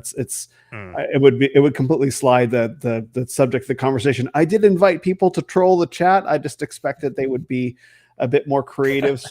So voluntary de-occultist Jason Ness I'm going to focus respectfully. I'm going to focus on my guest for the moment. And so if you'd like to have a conversation about occultism and Christ consciousness, we could do that separately. So, to return to my guest and friend Connor. My thing is that I don't necessarily expect that a Christian would know intuitively that yoga is sinful. I think that there are probably there's a spectrum of yoga. Like you can go to the YMCA or you can go to 24-hour fitness and you can do whatever their handful of like 12 poses are in like a fluorescent lit room, right. And half of those are probably just basic Western stretches where someone could be forgiven for not knowing. But that's a very narrow slice of the giant picture of yoga, most of which takes place in various other environments, going everywhere from like maybe they have a Shiva statue, maybe they're chanting Om, maybe they're doing things like corpse pose and really advanced poses, all the way up to like Bikram and preparations for long. Like it's a whole spectrum, and you depart from what could be reasonably called Christian very quickly, like almost instantaneously. But let's just say, for the sake of argument, someone's conscience isn't hit. If I confront you, like not you, but if I confront you with the knowledge that this is what yoga is. Yoga means yoke. It means yoke with the divine. It's a meditative practice. It's designed to unify your consciousness with God. Here's Hindus saying it. Here's ex-Hindus saying it. Here are gurus. Here are yoga instructors. Here's yogabasics.com. There's this overwhelming amount of information that this is what yoga is. And when you go to Google Ngrams, that shows the mentions of a word over time. So there's Google Trends, which is more recent stuff. Ngrams shows in scanned books and literature. The word yoga basically doesn't exist in American English in America prior to 1950. It shows up in 1950 and then in 1960, and then it explodes in the 70s, right? So this was imported.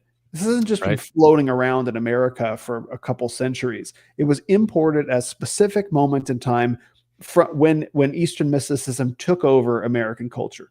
So if I confront someone with that information, this is a Hindu mystical practice.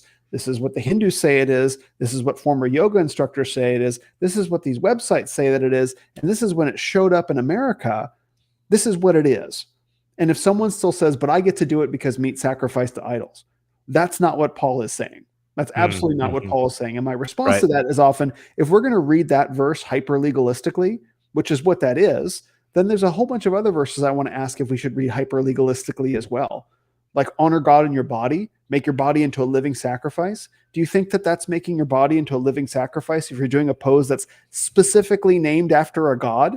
Because you can go to yogabasics.com and you can see all of the basic yoga poses, like even like Warrior 1 and Warrior 2. And like these have specific deities associated with them. Now, it doesn't necessarily mean that someone who just did it once in a yoga class in college, is going to be demonically possessed. Right? That's not necessarily the case. But now that you know, you are responsible for what you know and what you do with it. And that's the part that I have such great admiration for you about, because like you've been asking these questions like, okay, there are these ideas that I was attached to or that I just kind of had. And as things have evolved over the past couple years, you've been slowly prying these ideas out of your own mind, and you've had the courage to challenge yourself. And I think that's very admirable. And you've done it publicly, like on a week by week live stream, which is very, very brave. Yeah. Well, I appreciate that. The thing that I would say, I actually have a good example that I think might be helpful. That's in a different vein, but I think can relate similarly. But before I say that, I'll just say for my point, anecdotally, a lot of this is because I've generally kept Christian company. I've had a lot of non-Christian friends over the years, of course, but my inner circle has always been predominantly just good, solid Christian men and women. Back when I was single and I actually had women friends, and now as I'm, can't be friends. Yeah, and no, none. I know. But anyways, so take that with a grain of salt. I've been mostly surrounded in my close circles, at least, with Christians. I've had many hundreds of people. I've moved a lot too. That's another thing. I've moved a lot over my lifetime. So I've met a lot of different people. But I've had hundreds of non-Christian friends as well. Never in my innermost circle, but so anecdotally, I've pretty much only known people that have done yoga where it's like you go to the gym and it's like an instructor that's like, all right, and now we do these poses, and that's like all it was. So that's where, like, my perspective on it is affected by the fact that I know there are so many people that genuinely just don't think about it beyond like they're doing a stretch for exercise or mobility. And that's where, in the conversation you and I had previously, I said, just do mobility stretches and then you don't even have to worry about it because it's not a hard thing to change. But the example I was going to give that might be helpful to someone listening and maybe helpful to you and I used to be a big fan of the Marvel movies.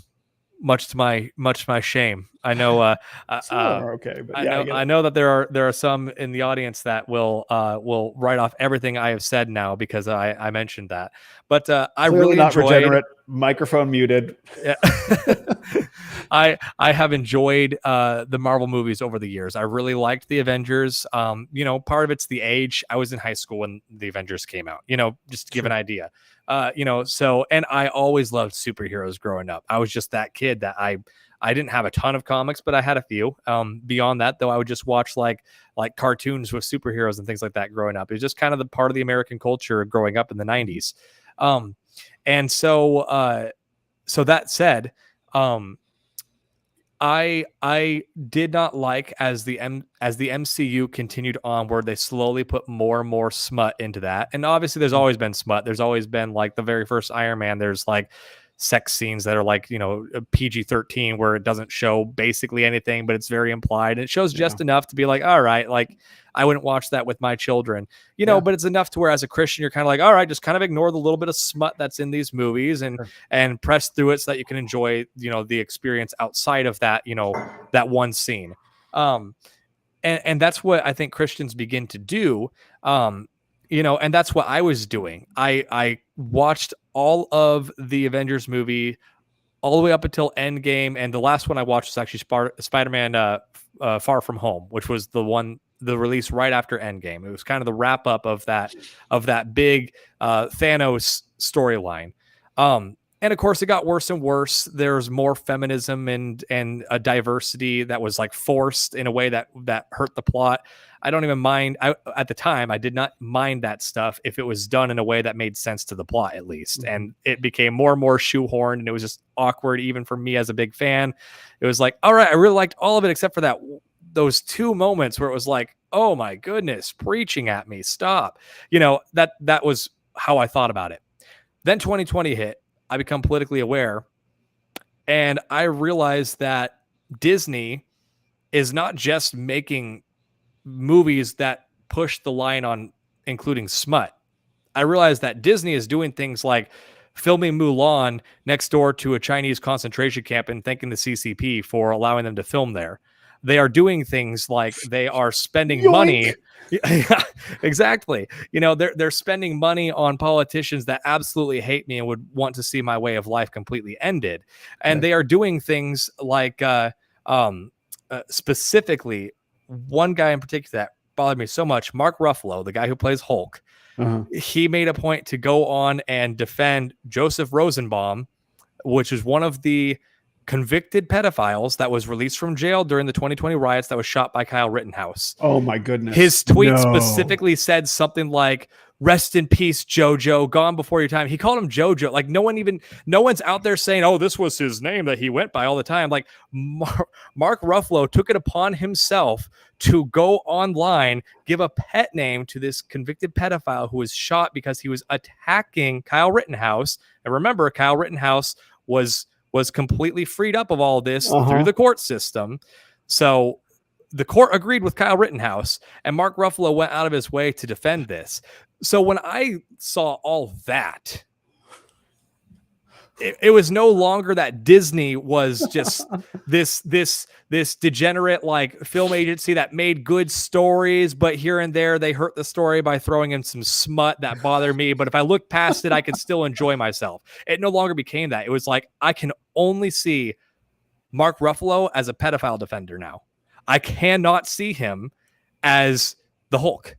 Yeah. So I cannot watch MCU, and I don't watch the MCU. My wife and I watched 2 MCU movies since then, like literally years later. Like after Spider-Man Far From Home, we watched none of them for years. And then on Netflix, it wasn't even our Netflix account because, again, I was not supporting any of those things.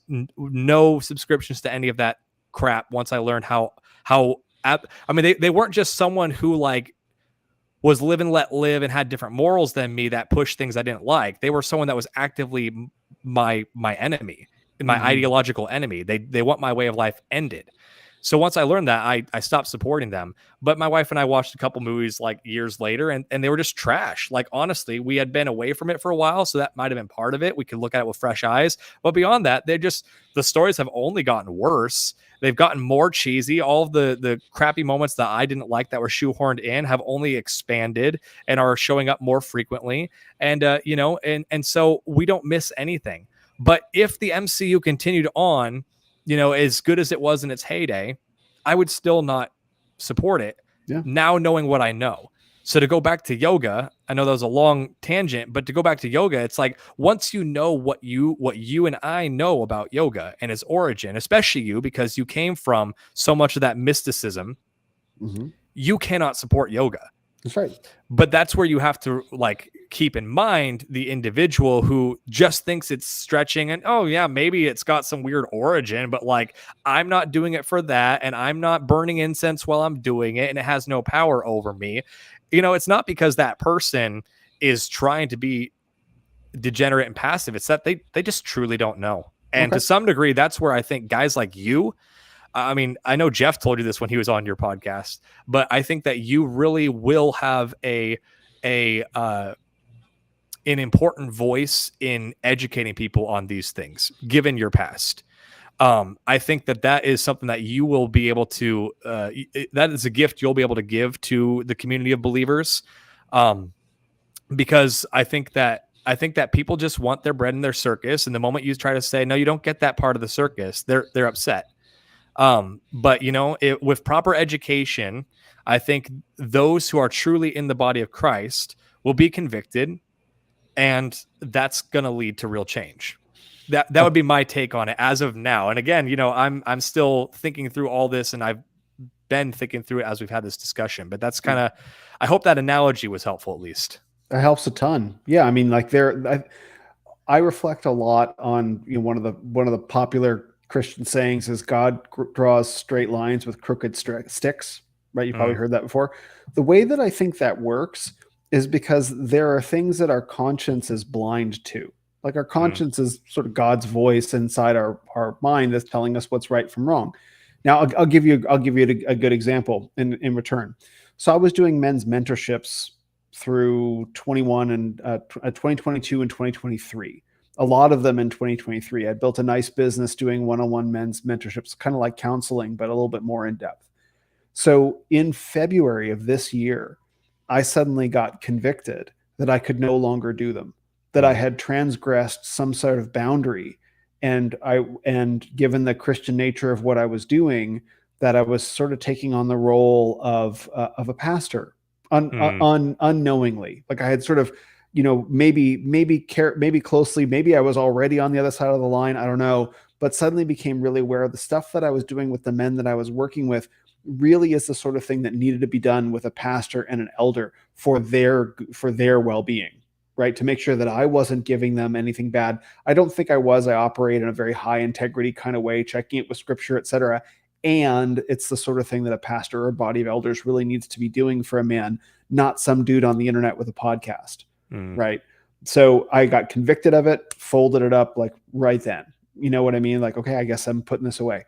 Now, the question then up until that point is, was I doing anything wrong? I mean, my conscience did not convict me, and I'm very proud of the work that I did. I formed some great relationships, and I helped some men, and even they would say that. And I have testimonials to back it up. But was it right? Well, if it was wrong in February of this year, it might not have been totally right in 2023 either. Like there might have been a mistake, but my own conscience was blind to it until my conscience became aware of it. So I got to do some work that needed to be done But then when my conscience became alive to the reality of for whatever reason, that this was maybe not like morally wrong. Maybe it wasn't wise. I don't think I was doing anything morally wrong, but it was not wise given the spectrum of options. So then I stopped. So was what I did before then wrong? Well, maybe, but like it served the men, and yet, like, just to cover all the bases, let's go back and repent for it and not do it again. But it was the moment when my conscience became alive to it that I knew I had to put it away. And so thank you for what you said about me having a voice in that. And I remember Jeff saying that was actually a big blessing to hear him say that. And I've been working on some projects related to that. My objective is to convict the consciences of more Christians that these things that they just took for granted, that they picked up in the culture, or maybe even their pastor told them was okay. Like, I don't know Russell Moore from anybody. I just know that people treat him as if he was like a big deal once upon a time. And like that he's promoting the Enneagram. It's like, did anyone stop the bus? Like, hold on, let's look into the history of that. Whoa, that's really bad. Even when I was in the New Age world, I knew about the Enneagram. I knew who promoted it. That was George Gurdjieff, right? And Gurdjieff was like a mystic and an alcoholic and violent, and P.D. Uspensky was another one. And it's like, I knew about that. And so I came into Christian world and I'm like, what are you guys doing? Yeah, that was running rampant in my Christian college. Among friends even. In fact, for a short while, I learned my Enneagram number, and I was like, it was literally like a month or two or less that I was like, that was even on my radar, and I kind of scrapped it pretty soon thereafter. I wrote a song actually making fun of it in a way, because Enneagram type 4s, they're like the ones that are like, I'm such a unique individual. They're like melancholy. And so I wrote a song making fun of that kind of attitude. You're such a unique individual, Connor. Yeah, exactly. You are a special snowflake. Oh yeah, very special. But honestly, like one of the things that this kind of goes back to, and it loops part of our earlier conversation. What you're saying is reminding me of the parable of the talents. Yep. Specifically, when I was wanting to start my podcast, and this also, again, goes to show me being raised in the church versus you not, one of the biggest things that made me not want to do it for the longest time, where I actually used to get sick right before recording. That's just like how tormented I was about doing the podcast at first, was because I didn't want to hurt my witness. Because that's what you always hear, evangelicals say, don't hurt your witness. And it took a couple years of like repeated deprogramming for me to get to the point where I actually like was brave enough to like, I'm going to say something controversial because I believe it's true. Oh, it might hurt my witness, but I'm just going to do it. I'm going to do it. Based. And what honestly got me to start doing it was the parable of the talents, specifically. And this is a person that his theology, I don't know much of. I'm sure I have a lot of differences with him now, especially because this would have been the beginning of my podcast, and I've grown so much. I would consider myself like in the Reformed camp now, and I definitely didn't at the start of the podcast. So I don't know much about this person's theology. So, if someone out there is super aware and think he's a raging heretic or something like that, you take it up with him. But this part at least was helpful to me by Eric Metaxas. He talked about the parable of the talents, and he was talking about specifically in the realm of politics. He was talking specifically about how, the servant who buried his talent because he was afraid of his shrewd master who reaps and sows where he does not plant. And he was basically scared of his master. He was scared that his master was going to be this hard guy to work for. The master comes back and said, "Oh, you were scared that I was like that? Well, I'm going to be like that now." Ooh. That's what actually happened. Whereas the ones that risked it and made a profit, they were told, "Well done. You were faithful with little. Now you'll be faithful with more. And, I'll put you over more things because you were faithful with little." And so what was freeing about that is it was a reminder that, like, if I'm going to venture out into the world of politics and culture and trying to make a positive impact, I'm going to say wrong things. I have to remember that I don't serve a hard master, and he's going to have grace for me for the times that I get it wrong. So I need to do it, because let's say I get it wrong, 20% of the time. Well, that other 80% won't happen if I'm not out there getting it wrong 20% of the time. And there is grace to cover me. His grace is sufficient, and I'm going to be wrong. And you all will see that. Anyone who's listened to my podcast has already seen that. If you've been listening for a while, you will see that. You'll have disagreements with me. You'll think I'm completely off. Maybe I'm right. Maybe you're right. Either way, I'm going to be wrong. But that was what finally got me to release it and to start doing it.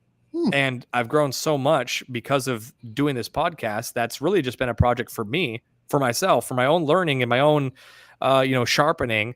And it's really because of that argument from the scriptures, from the parable of the talents, that I don't serve a hard master. So that is something that I think is huge for Christians in general. Like, those who dabbled in the Enneagram, you don't serve a hard master. For those who did yoga, you don't serve a hard master. Now, granted, once your conscience comes under conviction, I think you should follow that. Obviously, test it to scripture, but follow it once you feel that conviction from the Holy Spirit. And if you need to, ask some godly friends around you and, compare it to the text and get wise biblical counsel. And, if you're not sure of what that voice is inside of you. But yeah, I mean, that's just, there's just so much grace to cover you. That doesn't mean that we pretend that, the gospel is all grace and, God's wrath isn't a thing to think about, because it is. If anything, that's what keeps me, again, because it's the fact that I don't want to be the one who buries the talent. That's what keeps me pushing on too. It's like, well, there's grace for when I get it wrong, but I'd rather do something and get it wrong 20% of the time, or even 80% of the time, as opposed to just burying my talent and come back and hearing my master say, "You thought I was a hard master. Well, old buddy, I'm going to be a hard master today." Like, yeah, it's great. It's huge. It was huge for me. That's fantastic, man. I hear that. Thank you for that. Like, I absolutely, and I can see the ways in which evangelicalism, and I can still see it today, that the aspects of the Christian faith have been turned in on itself, right? Like, turn the other cheek and all these different ideas where these ideas that are supposed to be life-giving have actually been warping to many evangelicals' minds to be, too careful in some things and not careful enough in other things. Yeah. Like, you don't want to hurt your witness. You don't want to speak up. Instead you just kind of retreat to your basement. You know what I mean? It's like, no, it's the other way. It's the other way around. You're not supposed to retreat to your basement. You're supposed to be out there contending for the faith vigorously. And you will get it. You will get it wrong. And it's a very interesting thing. And this is something that I run into all the time that I don't know that I've ever really understood until you made it clear, is that this is the conflict that exists between all these new converts like myself who have come from the New Age or other parts of the world that are like, we're just throwing all this stuff off and we're willing to be out there and contend for the faith because the book says what it says. And we didn't grow up hearing from anybody, well, this is what it actually means. You know what I mean? Yep. So many people grow up in the church and they heard distortions of it and they trusted their teachers, rightly or wrongly. Let's just say rightly. And like, you have all this unlearning to do.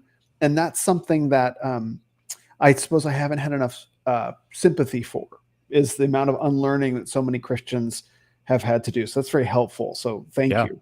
Yeah. You just have to be patient with them. Cause I mean, God's going to convict. I mean, a prime example, like I had a sexual addiction. I was exposed to porn at age 11. So I'm one of the statistics where, like, genuinely, I did not fully even know what I was looking at the time I got exposed to it. Oh, okay. And that became an addiction that, in a way, it felt like it was thrusted upon me. Now, like, obviously I have free will and I have, in terms of choice, I mean, I want to be careful with my wording here. I am reformed now. But there goes your witness. There we go. But you know what I'm saying? Like, I still have the ability to choose, and I have responsibility for my choices. But simultaneously, pornography, those of us who understand what pornography does to the brain, it is a hard drug. It has been proven scientifically that it is as hard as hard drugs. So imagine an 11-year-old getting forcefully injected with cocaine, and then he just has to deal with a cocaine addiction. I mean, that's what so many men have. Yeah. So many of my friends in the church, many of them in the church, my same story.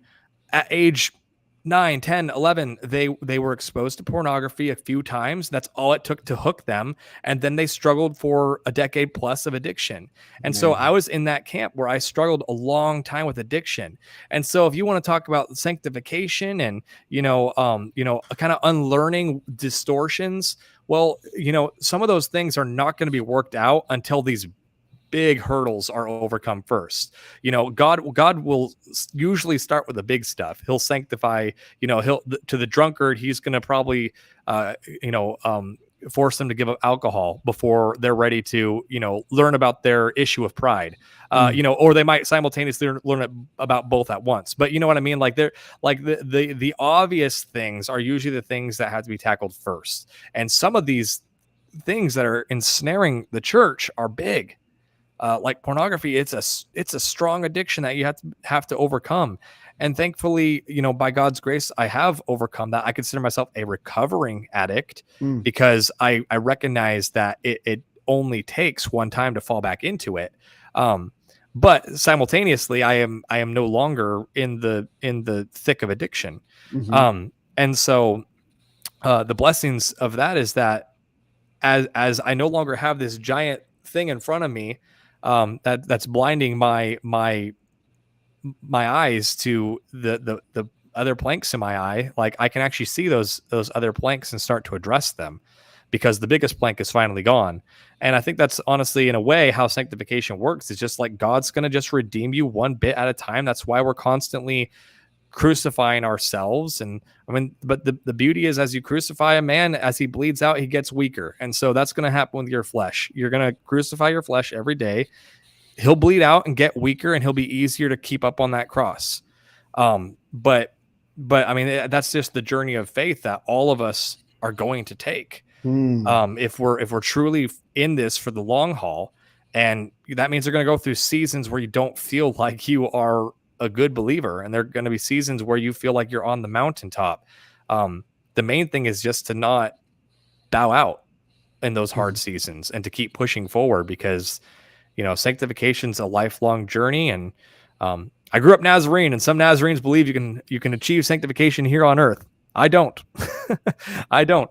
But or if you do, and this is the argument that they'll make, if you do achieve sanctification on earth, it's going to be like on your deathbed. But just the in point time. is, exactly. The You point made it, is, it is a lifelong journey, and hopefully, some of these individuals who may be listening to this podcast can recognize, like, some of these individuals who are seemingly like, why do you have such an issue with yoga? Well, they might have something else in their life that they're being convicted of first before they're going to even be convicted of that. And but that doesn't mean you shouldn't be educating them in the meantime. And that's where, again, I think that your voice will be very important on that in the future. I really appreciate all of this, because one of the first things, before I even knew the word, one of the first things that I was sanctified of when I became a Christian was pornography. In fact, I've told the story on one of my podcasts. So I got baptized coming up on 4 years ago now. It was in the Spokane River outside Coeur d'Alene, Idaho. And I know it too well. That's right. You do. Yeah. Yep. Grew up in Spokane. Yeah, exactly. So you've been in the area. It was, I mean, a pretty phenomenal place to get baptized as well. Yeah. And so I went down into the water, and underneath in the water, I felt something touch my heart. I'm like, okay, cool. So I got up, and I felt what I remember walking up out of the water, and I felt this. It was like exhausted form of relief, and I don't know why. In fact, leading up to the baptism itself, I was like super nervous. And I couldn't figure out why I was nervous. Like, I don't have to do anything. Like, I was just a lot of anxiety built up in me for some reason. I should probably spend some more time thinking about. Anyway, so I went down to the water and came up out of the water, and I went up to go onto the beach, and I had to sit down because it was just like, okay. And as I was sitting there on the log, this is moments after I've been baptized, I realized inside myself, there was this, did I lose you? Where'd you go? Oh my gosh, we lost Connor. Okay, well, I'm just going to do a little dance. Hopefully he'll come back. I was just going to tell the story too. Okay, so if you're still listening, voluntary de-occultist, Jason Ness. So who says that morality is objective? We need to follow objective morality. I'm going to put this up on the put it up on the screen. I say that we'll go through this. He says Christ consciousness is all things. The opposition of Christ consciousness is Satanism. And I then replied, all things according to who? Who says? Right? And then he says all things that are not distorted. Oh, there's Connor. He's back. Where'd you go? I bet. I got no clue, man. I was like scrolling on the chat, and I think my MacBook thought I was doing like the weird swipe, like to go back, and I definitely did not. So I don't know. That's what it looked like my MacBook read it as. So that's cool. Yeah, it's fine. User error. I'm just a boomer. I don't know what I'm doing here. This is the first time either of us have done any of this before. So yeah. Sorry, our first time. I was wondering, I have this weird thing in my head. I'm like, whenever someone just like spontaneously drops off like a Zoom call or something like that, I'm like, I just, as nuclear war started, Nashville been wiped out. Like, no, the rapture happened, Will. With well, you're like, yeah, the rapture took your laptop with it. Yep. So anyway, stay tuned for the next exciting installment of Will Goes Through the Chats and the DM. So I'll finish the story. So I walked up out of the water, and I sat down on the log, and I was feeling like this relief, this tired relief, and I felt inside myself. I was like, I heard myself say these words like, I don't really have any interest to look at pornography anymore. And it was that clear. And I was like, that's not what I would have expected to think in this particular moment. And then over the course of a number of years, I can't even look at it. When I see a movie that has like a plunging neckline or a girl in a bikini, it's like, make it go away. You know, like that e-girl that who's been jumping on Twitter, that the girl, you know who I'm talking about. Oh yeah. Yeah, there was a video running around today of her like with this beer, like in a bikini. I'm like, go put some clothes on, get out of my face. And like this, my sensitivity to these things is so high now, and it absolutely did not used to be. And so that was the first thing that was taken away. So it's difficult for me to relate, but not necessarily, it's not a bad thing. It just is what it is. It's in a sense difficult for me to relate to Christians who struggle with pornography, because in my life as a Christian, it's not been a struggle. So that's, this is very helpful to me, because I don't know that I fully understand it. I don't know that we can fully understand it, but to see the things that people who grow up in the church struggle with, I guess for me, it was like a package deal, that I lived in the secular world for so long that when I got saved, the desire was just there to get rid of everything associated with secularism. Like the aggressiveness with which I've like burned and smashed and trashed and thrown out and gotten rid of stuff is like, I've been zealous to get rid of it. Yeah. And so I guess that's because I just want to get as far away from that mode of life as possible, because I remember it. I remember being dead, essentially. So, but growing up inside the church, you don't have that experience of being dead. Yeah. And so I guess that leads a very different perspective. That's exactly what I was thinking when you were telling that story. Is it's like, well, it's because in a way I was still connected to the body of believers, so I didn't feel the same weight of like hopelessness that I think a secular individual would feel, when they're trying to just chase another high, and they're realizing like, I can't get a high because it's, my endurance is increasing, and it takes more each time to get to that high, whatever high they're chasing. And, whereas I think a person in the church, for me, it was always like immediate shame right after the act. And I think, again, that's because I believe I was saved. I was not yet sanctified of that sin, but I was in the body of believers, and so I was already bought and purchased at a price. And so the blood of the Lamb was over me, but I was still spitting in his face. And that's where I think that so many believers feel this struggle of like, in a way, you know the gospel so well that like you genuinely you genuinely know that the grace is there when you repent. But then of course you're not fully repenting because you're not turning from your ways, but you're trying to. And sometimes it just looks like, I know you and I both have had oh geez, I'm spacing on his name now. We both had him on our podcast, and great guy, but he does this stuff. He coaches men through pornography struggles. Timothy Regal. Thank you, Timothy Regal. Yes, Timothy. Sorry about that. But yeah, no, he says often in his content, like,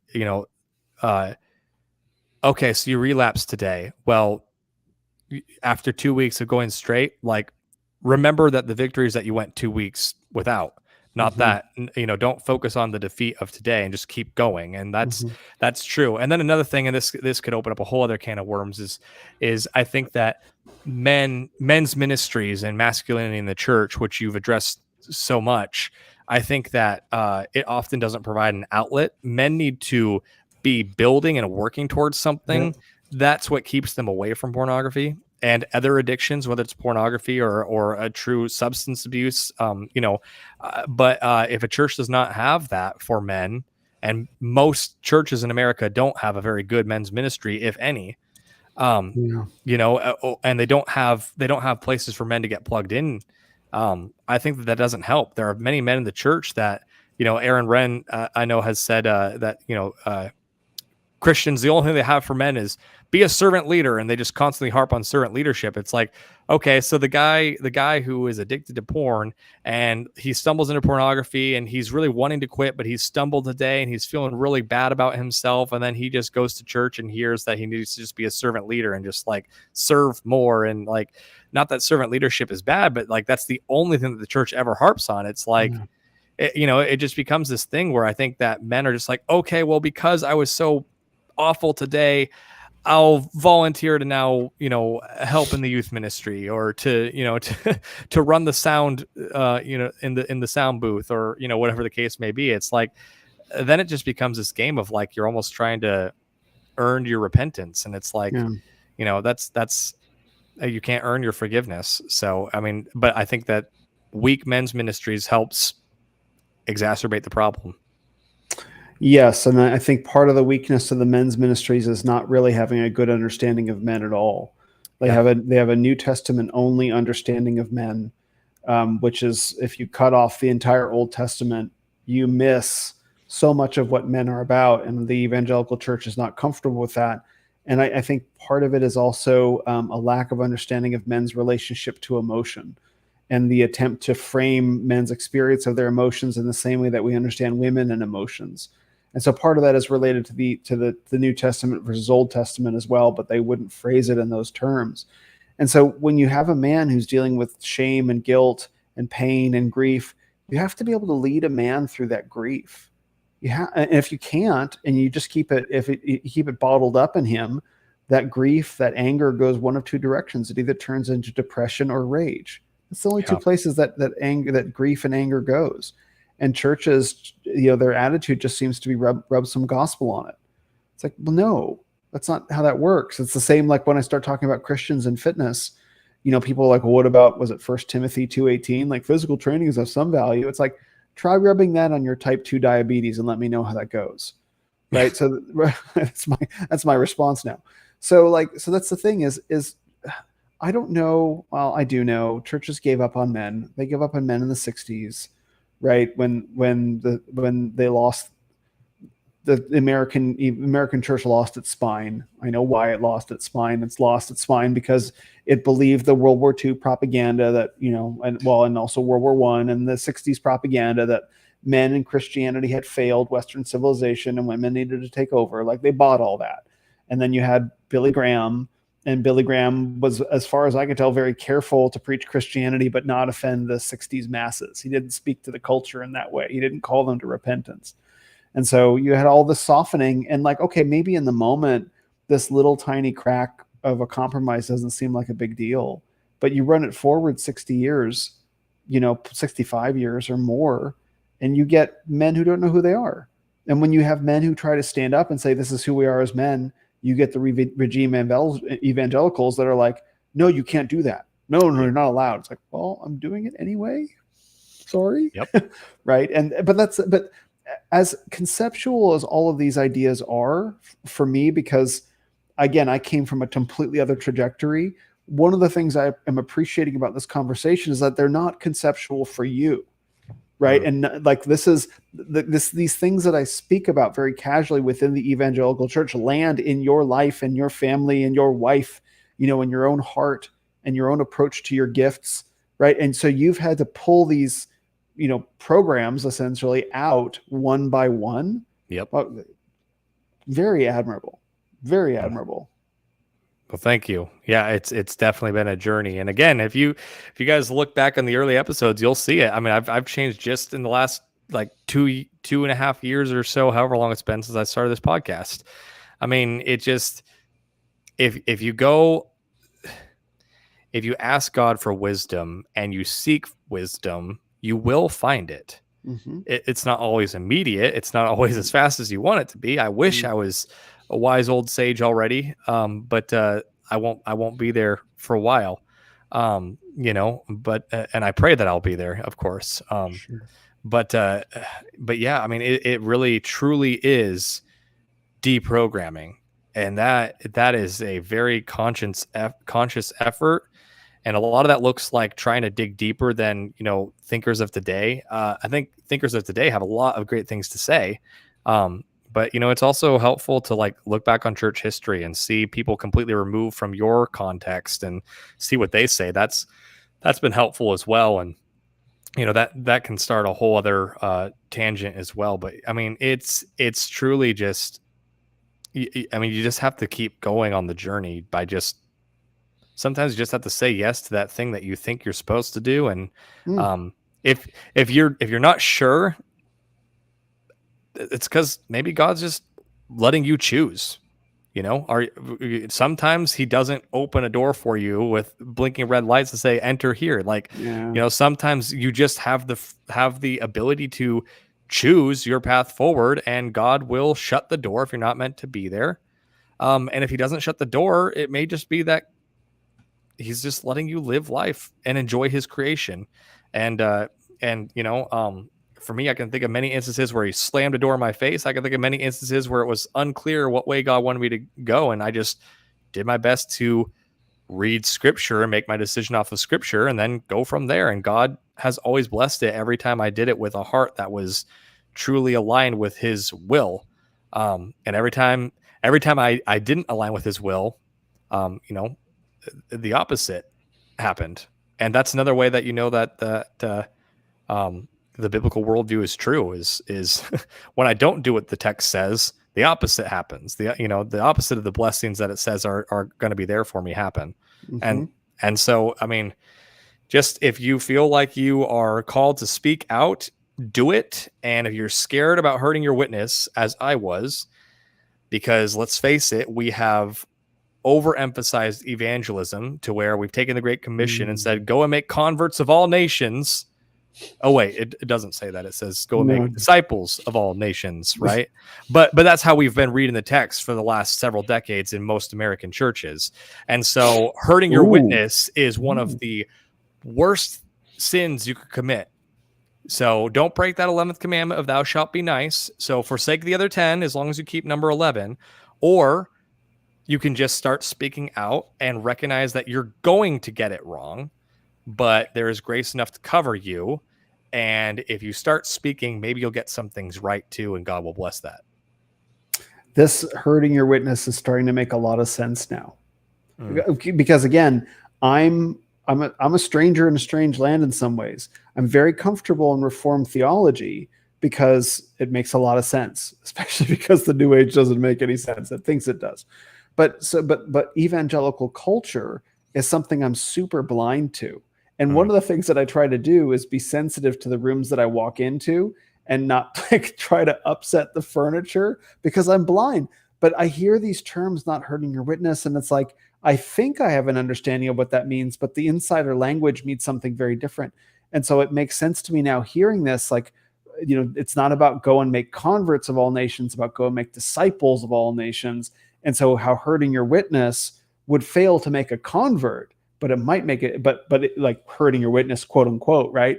Something that might hurt your witness to a convert might be something a disciple actually needs to hear. And so it's very, oh my goodness, blowing my mind right now, dude. The people that have helped me the most with sanctification are the people that just said what needed to be said. Vody is one of those guys that I think kind of got me mostly down the reform rabbit hole. Yeah. I mean, there's a lot of great Christian men, reformed and non-reformed, that have really helped me a lot in my faith journey. But Vody was a guy that I discovered him in 2020 as well, I believe. Okay. So, right as honestly, I had this, my worldview was shattered. I knew that America was, I knew that culture was degrading, but it was slow. And then all of a sudden it happened all at once. And especially when you grow up with a lot of dispensational background, then you're like, oh my gosh, like this is it. Like we might have started the 7 years of tribulation, like for all I know. Like I don't know what's going to go down, but this is when it's like, I'm ready, Jesus, come get me. Literally though, it was like sick to my stomach feelings and stuff like that in those early days. But right around that same time, because the Lord is good, he also provided a voice in the form of Vody Baucham, and Vody got me pulling on a lot of threads that led me to other great thinkers and writers and pastors. And of course, it's also just convicted me to get back in the Word and know it better for myself, which is really the best place to go. Don't go to Vody if you can go to your Bible, but obviously if you need someone to interpret, how am I supposed to understand this if no one explains it to me? Then find someone who is faithful. And oftentimes you just have to judge them by their fruit. So use your scripture to examine what their fruit is, and then follow these men, because that's but my point is Vody is the first guy that I heard use the 11th commandment line, and that's totally his shtick, is like he will be willing to offend someone, for sure, to tell them the whole truth of the gospel. Mm-hmm. Both God's wrath and his grace, and the fact that we're depraved and all those other great things, and that, it just worked wonders for me to just go where God was leading me in that, through faithful servants like Vody, and then eventually other men, both in my life and through online spaces.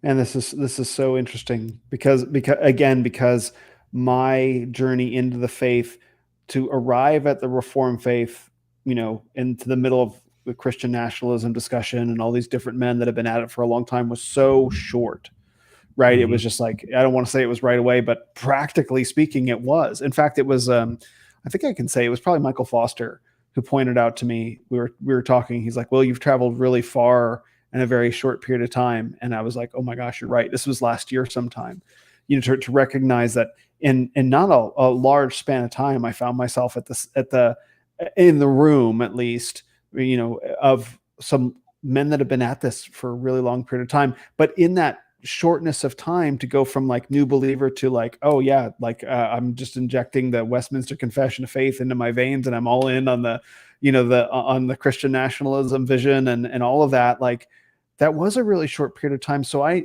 didn't have the preconceptions to unwire, right? And that's the part. This is all very helpful for me because I encounter people that are still unwiring these preconceptions. Like, yes, the dispensational pre-mill to the post-mill pipeline, like that I'm familiar with, right? That I understand. I'm also familiar with the credo to pedo baptism pipeline, right?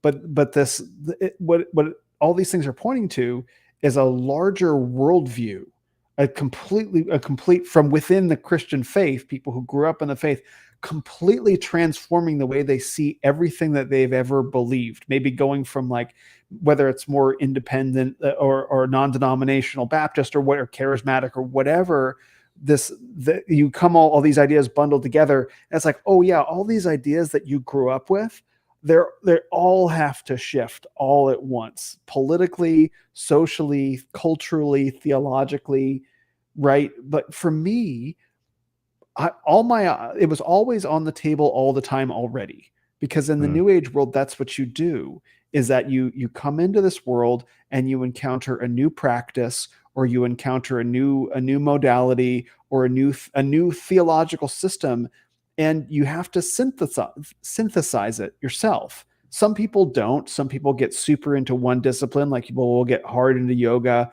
or hard into ayahuasca, and they'll just stay there. And there are people that are like that.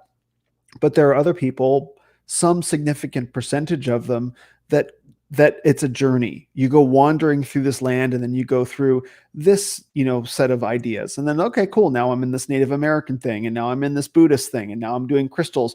And you have to synthesize all this. But as a result, all of your beliefs have to be on the table all the time already, right? Save for some, some fundamental beliefs like all is one and karma and stuff like that. Those are common. That's the single thread that unites them all, but everything else is on the table. So for me, when I became a Christian, it was like, oh yeah, I'm happy to take all the stuff and throw it away, because I'm already proficient at throwing worldviews away, like, oh, okay. So it's very interesting to talk with you about this, because like the American evangelical worldview is very thick, and it's very heavy, and it's very enculturated. And like you grow up in it, and it's your friends, and it's your family, and it's your weekend entertainment, and it's everything that you know. And then everything shifts in America in 2020 around COVID, like everything. And suddenly people are forced into a position like, am I capable of putting everything that I believe now and have grew up with on the table and examining all of it? And so It's cool to hear you articulate this because it's not easy to do if you're doing it for the first time. Okay, it's super, super helpful. I'm going to have a lot more grace for people now, because I come in and I talk to so many, like, why don't you get this? Like it's in the book, it's in your book, but I now I understand where the difficulty would be. Well, a false gospel is a lot harder to evangelize to than someone who's never heard the gospel, and it's kind of that same idea is like, I'm not saying that I was taught a false gospel. I wasn't. I was taught the real gospel, but I had a lot of worldly ideas that were in my makeup, as well as just like a lot of missing pieces to my biblical foundation. Mm-hmm. But either way, like that's why, like, evangelizing to a Mormon, for example, who, I love Mormons. I think they can be our political allies in many things when they're, the conservative Mormons, at least. Yeah. But I think that they have some very, very, very important aspects of their theology wrong, to the point where, I think the only way that you're really in the body of believers as a Mormon is if it's just by God's grace, and not, as an exception to their teaching, but if you're truly bought into all of the Mormon teaching, you're probably not a member of the body of Christ. But at the same time, my church does a lot of evangelism to Salt Lake City, and they say that it's the hardest place that we go to. We go to third world countries as well, so it's like, why is that one the hardest one to evangelize to? Because they think that they already got it. Yeah. But they don't. They have a distorted version of it, and it's the distortions that are so much harder to untangle. So I'm glad that this has been helpful to you in some way, because it's just my journey, and it's been a wild ride, and I've loved every moment of it.